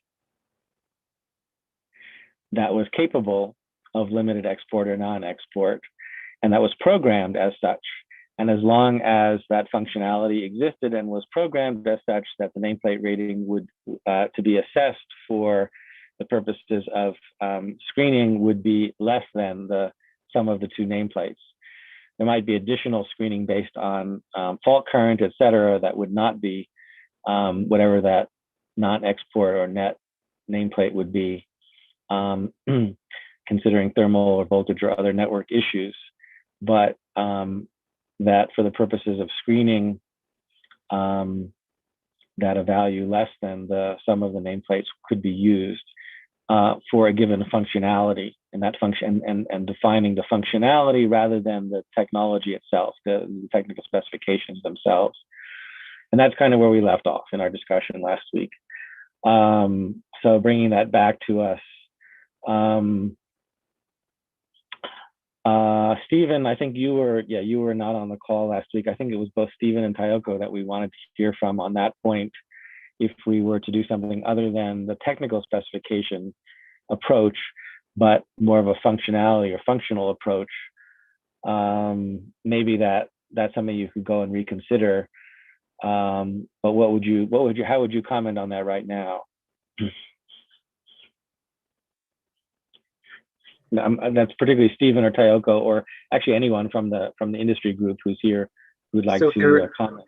Eric, what does that mean exactly? I guess I'm a little bit unclear on what that means, because we've updated rules in a number of every state that's had rules to update storage. From what I'm aware of, we have differentiated export capacity in some way and documented, how the resource will operate.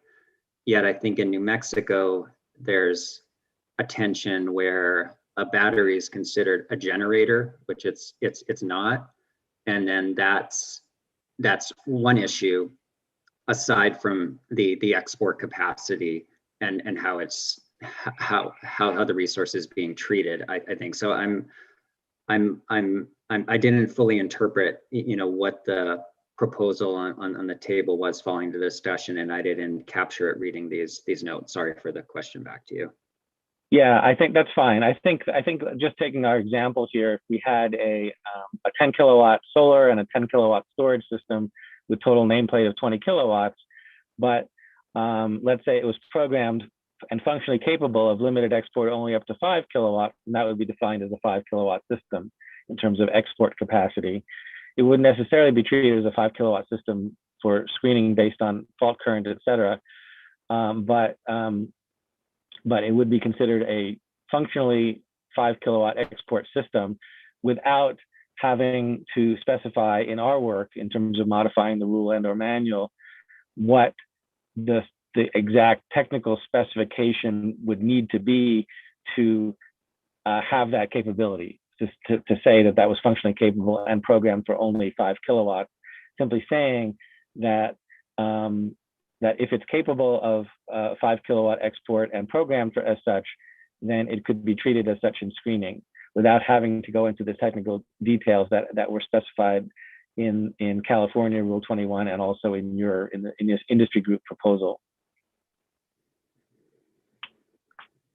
Does that help? I think that does help. I guess there's a, I guess, what is the standard? That's a, I think that's where a lot of places have struggled is, okay, if we have an example that 5 kW limit, it sounds like the equipment's going to be ULPCS certified, but that's not going to be part of the New Mexico standard. So I guess I'm worried about what is the measuring stick that the utility is going to use and say yes, this is equipment reacts quick enough, or it doesn't, and maybe we aren't. If we don't need to be concerned about that, I guess I should be okay with that too. I would probably need to think about it a little bit more. I think if it could be done, great, but I don't know if it's that simple of a conversation, especially given the existing discussions that have occurred that I haven't been a part of related to a battery being a generator. Right. And definitely we're trying to go beyond, we're definitely trying to go beyond, okay, this is just a 20 kilowatt nameplate system, and how we do that is really the question right now. But we definitely need to go beyond that in some way. And we've heard different, we've had different ideas put forward in words, in terms of the proposals from the utilities group and the industry group. And so we're trying to reconcile that a bit right now. I'd like to hear from anyone who would like to weigh in on this topic, maybe including you, Arthur, but anyone in the working group right now. We're out of time, so we really can't have a further discussion of this now. But in terms of what might be a way forward with this, in terms of our discussion to get to some convergence or resolution of it, given the gap in where the proposals are, and to help the two different groups go back and work on this some more in the next 2 weeks. Yeah, Eric, this is Arthur. I just want to say that don't worry so much about time. We're going to dispense with the break because we don't really have anything to report on in terms of manual revision. So we're just going to take that off the agenda and deal with it next time. And so what we do after you finish this discussion is just to summarize the next step. So why don't you feel free to go to another 15 minutes if necessary, and I'll just be here monitoring. Eric, this is Tioka. Yeah, Tioka, go ahead. Thank you, Art. Yeah, I'm not sure about the functional description that you're describing here right now. The battery-based storage systems, there's potentially an inadvertent export, but they're not set up for some kind of an export feature, perhaps in states where the utility wants that may be going on, but I would assume the manufacturers of those would be working with the utilities to establish what that would be. So I'm not even sure that this is a practical question right now, because the manufacturers are dictating the function, and right now storage systems at the residential level and are zero export, just inadvertent export. And so now you're asking that question about how do utilities confirm that function, and that would be through the CRD certification, and that's how it's been adopted in 4 or 5 other states right now, right? So I'm not sure why we're going in this direction in the first place, because we're really focused on just specific functions of the products and the certifications that are available now for those products. So I'm kind of lost on that example that you've given and the functional requirements. Yeah, thank you, Tayoko. And that could point to, you know, potentially multiple different ways of achieving the same functionality if the utilities wanted to have that flexibility. But then that would still have to be specified somewhere, wouldn't it? I mean, I guess the background to this is that the reason that California went ahead and created a detailed technical specification with 5 or 6 different elements to it, including that it follow the ULCRD, which, you know, was very recent and allowed them for the first time to say, okay, there is a standard we can actually accept with confidence. That prior to the ULCRD we could not, but this gives us the confidence that if the system is set to non-export, that it will in fact not export, and so we don't have to monitor it. We don't have to actually verify that after. All we have to do is rely on the fact that it meets that specification. And so that was really the breakthrough, was in being able to rely on that specification without requiring any monitoring. And what we're trying to do now is reconcile that background with what the utilities have said in their proposals, which is that they don't believe that technical specification is required and that there should be some simple change that would allow us to accept less than nameplate for solar plus storage, and in terms of how to screen non-export systems. And what does that really mean in terms of what the utilities are saying? And so maybe based on what you've said and this background, we need to hear more from the utilities in terms of a way that they think that this could look in a simplified fashion without a detailed technical specification that would meet the intention of allowing non-exporting systems to not require screening at the total the nameplate solar plus storage. In that regard, maybe we could hear some further comments from any of the utilities, Matt or Ty or Roberto, in terms of what you were thinking of in writing those comments in the proposal on this issue.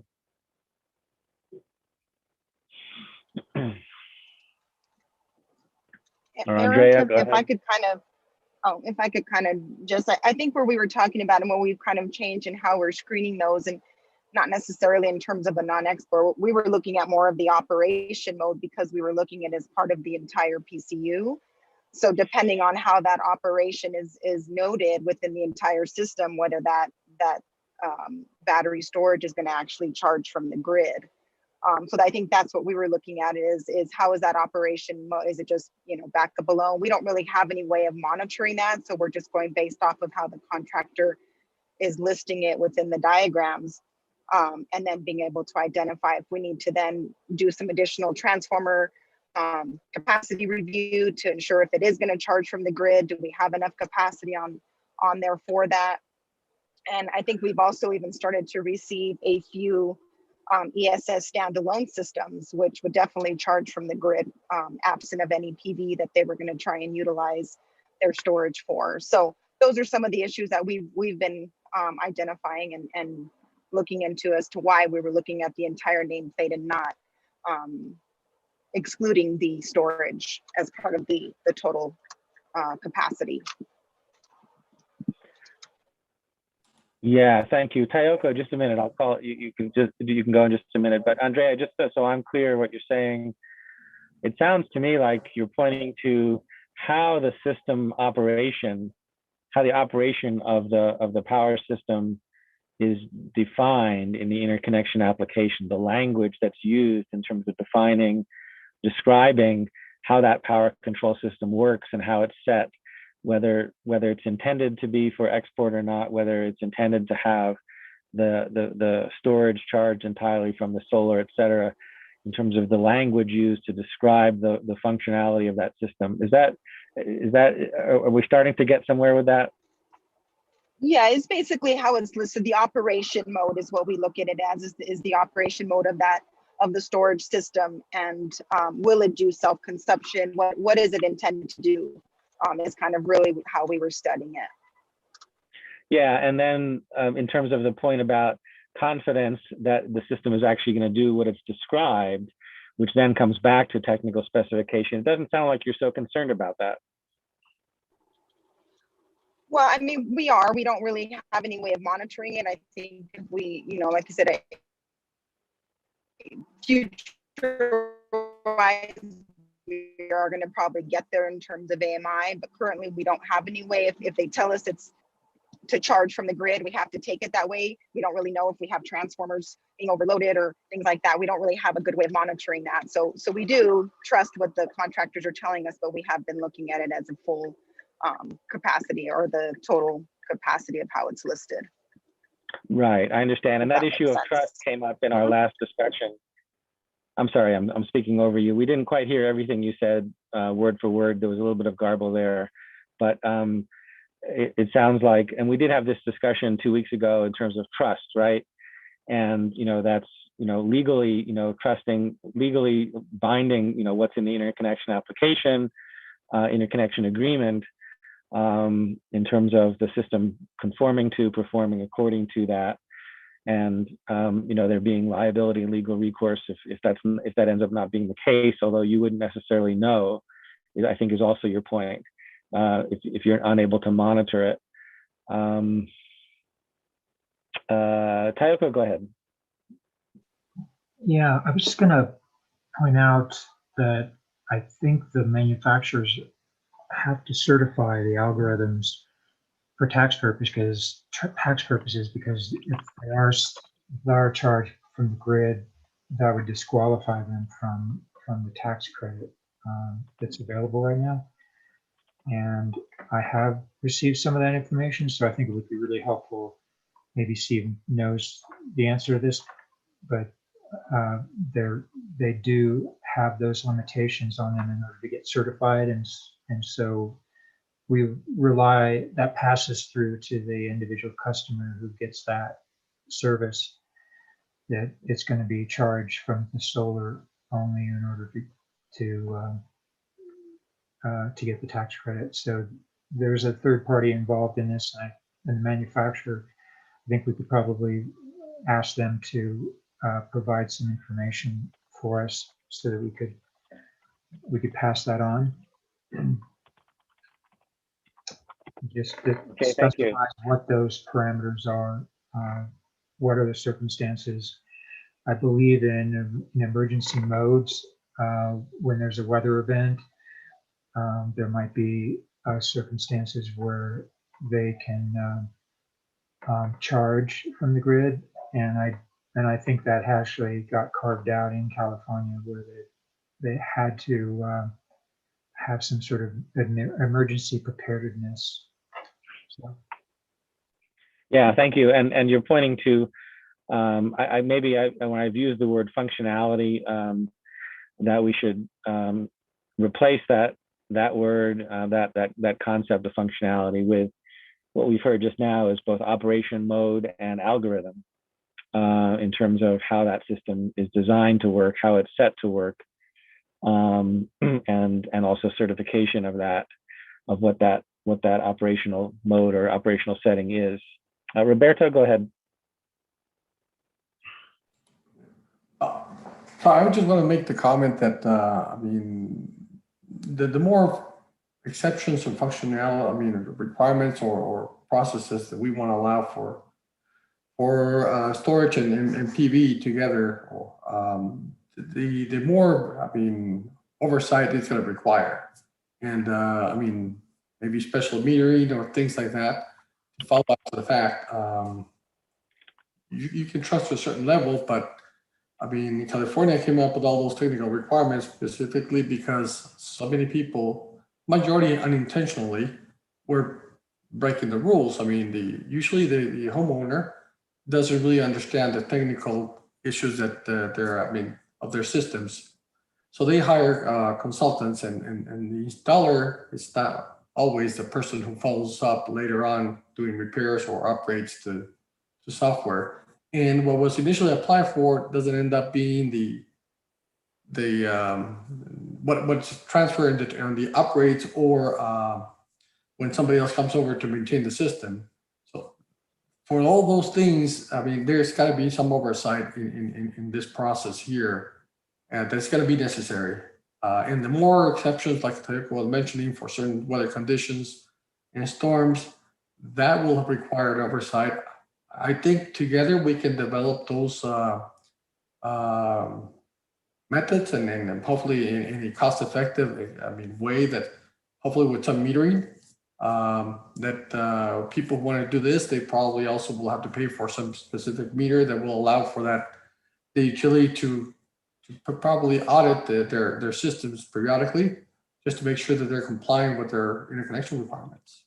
Things like that are going to be necessary, but it's just something that it's going to become more and more of a need. As to how soon we need to implement it, it depends how fast or how lax we want to have the rules. The more lax the rules, the more oversight we're going to have. Okay, thank you, Roberto. We need to end our discussion now. We've used the 15 minutes granted us by Arthur, so we should end now. But I think that's a point also, like in terms of oversight and auditing that you've brought up.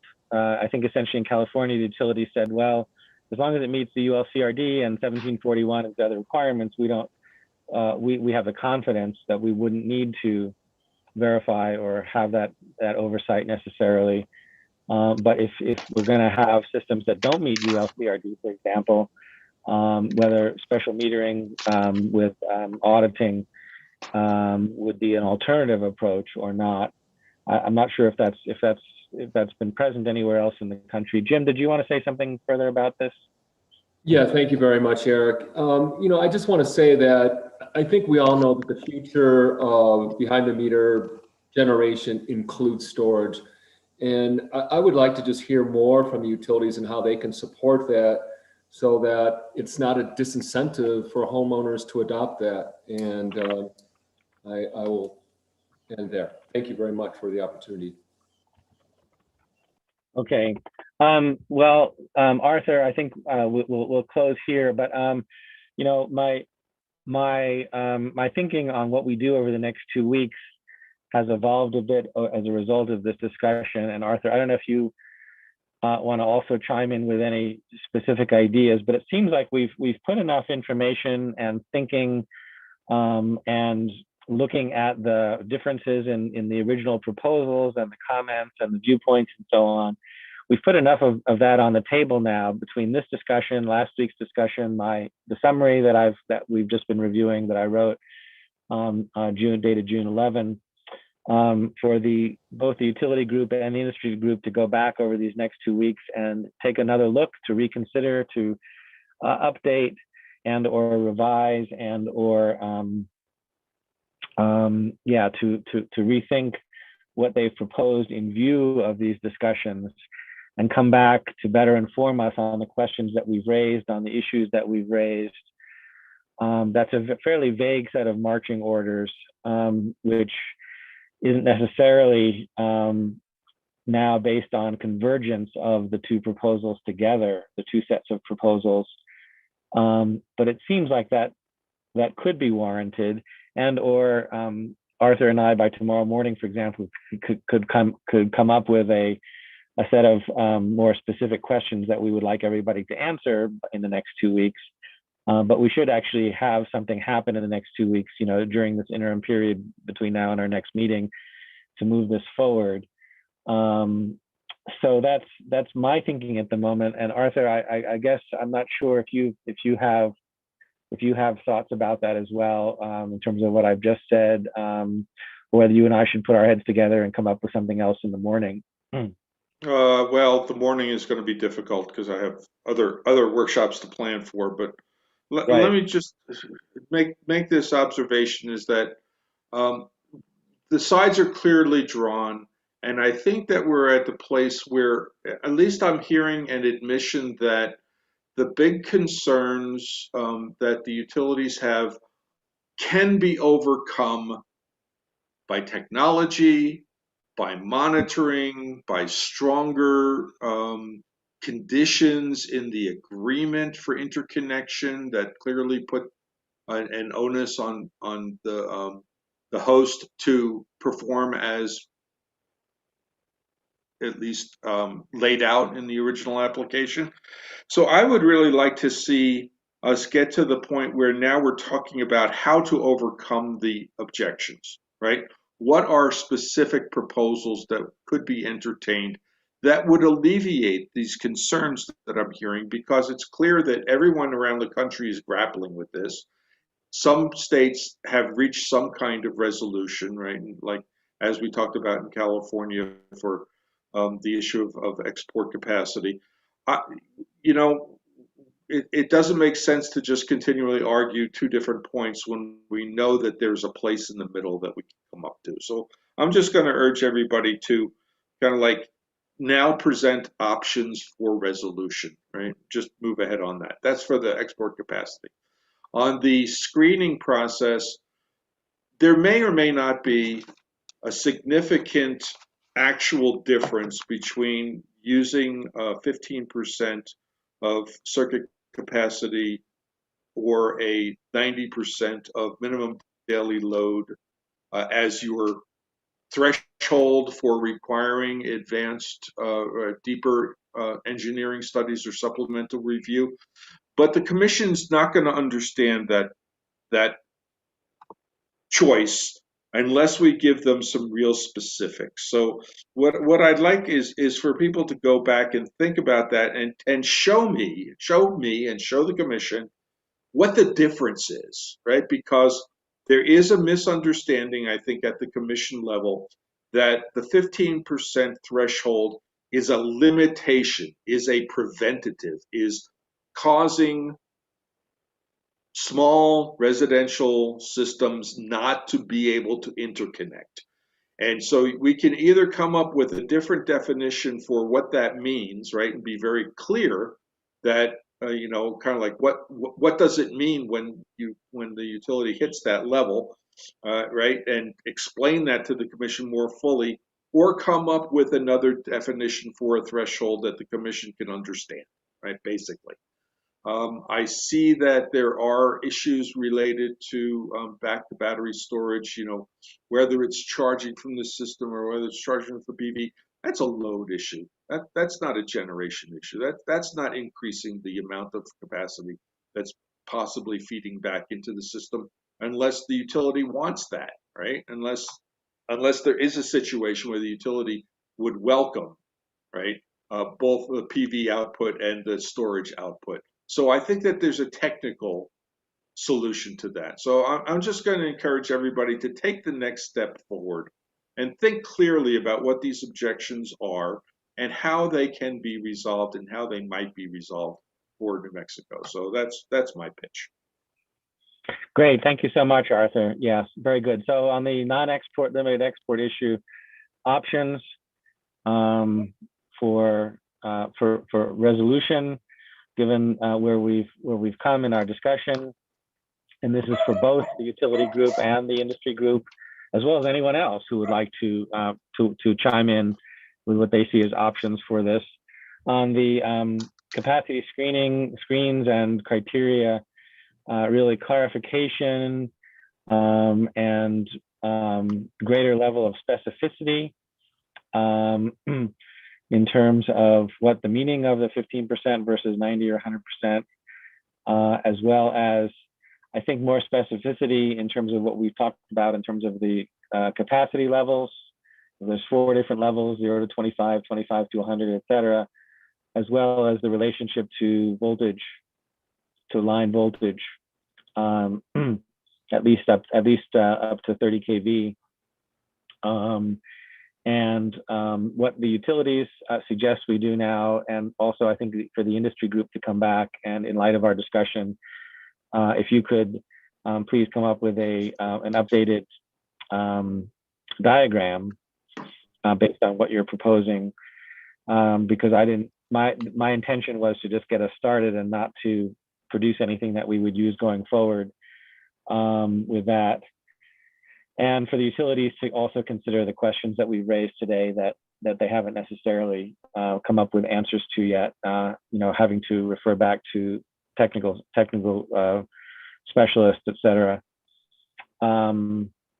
And again, we're just going to keep to these three issues that we've talked about today: the different levels, level 1, level 2, level 3, et cetera, the screening capacity, screening criteria and diagram, and then the non-export issue. And we'll come back to the other issues next week that have been proposed in terms of hosting capacity and the 25% set aside. But so if you could all please put your best foot forward in moving us along, as Arthur has said, these next 2 weeks.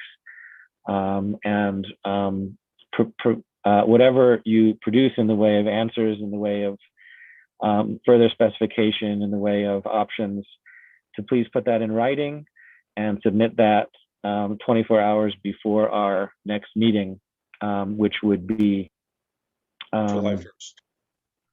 I'm sorry, July 1st. Yep.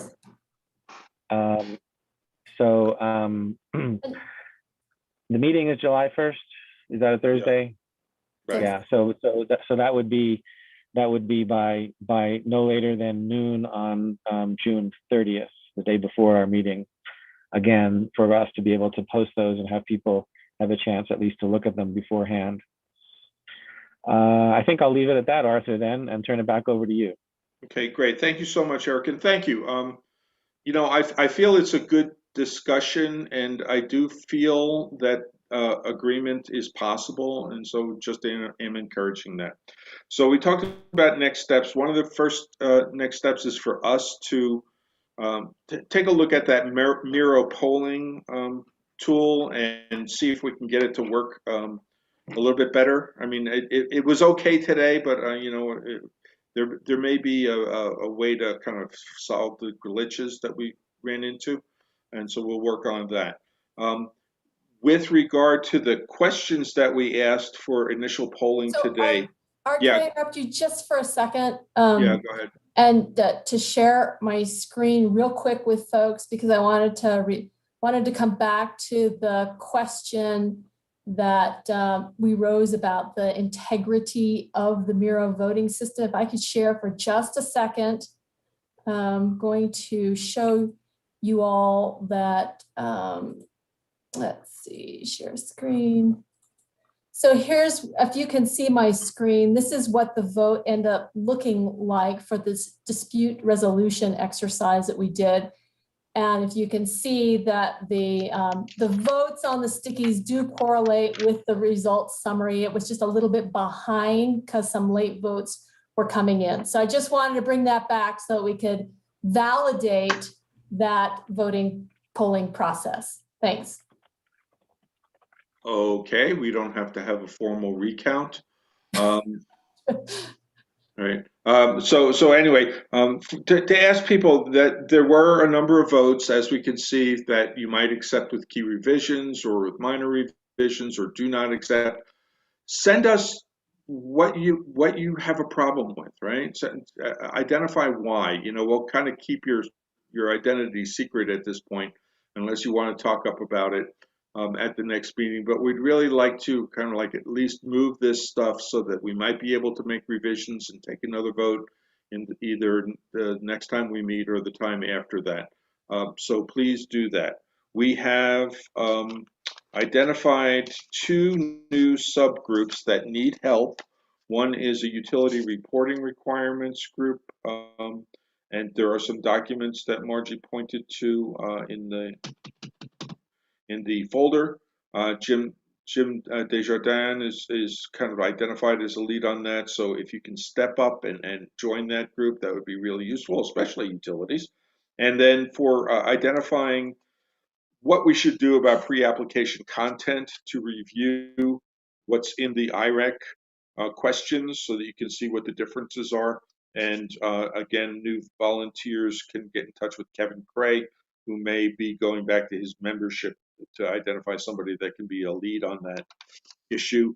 And then finally, we got PNM to step up and say that they're going to identify somebody to help with the IEEE 1547 discussions.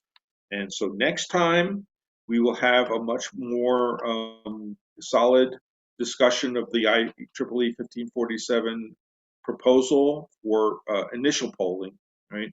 Of the cost allocation options, and I was very pleased to see some real interesting ideas, and with luck, we'll be able to have a more fleshed out set of ideas to pursue for the commission to consider. And then we'll come back to the issues of the manual revision. I didn't want to put anybody on the spot today. So again, there will not be an interim Thursday check-in for team leaders or continuing the discussion, because we do have the very important workshop on community solar program, and I urge you all to join, especially if you have an interest in community solar, and also for those folks who are looking at future procurements. The commission has come out with some rather revolutionary ideas in the integrated resource planning and procurement rulemaking, and that's going to be a workshop on Tuesday afternoon beginning at 2. Anybody have any other questions for us before we check out? I really appreciate you're all staying with me and us through what are very detailed and not easy conversations to have, right, as we try and hash through this stuff. And I wish that we could all be in person, because sometimes the conversations that happen during breaks are as important as the ones that happen on the Zoom. Okay, hearing and seeing no hands raised, you can look forward to a summary of today's activities from us pretty soon and a revised agenda for the next time around. And thank you all. Thank you.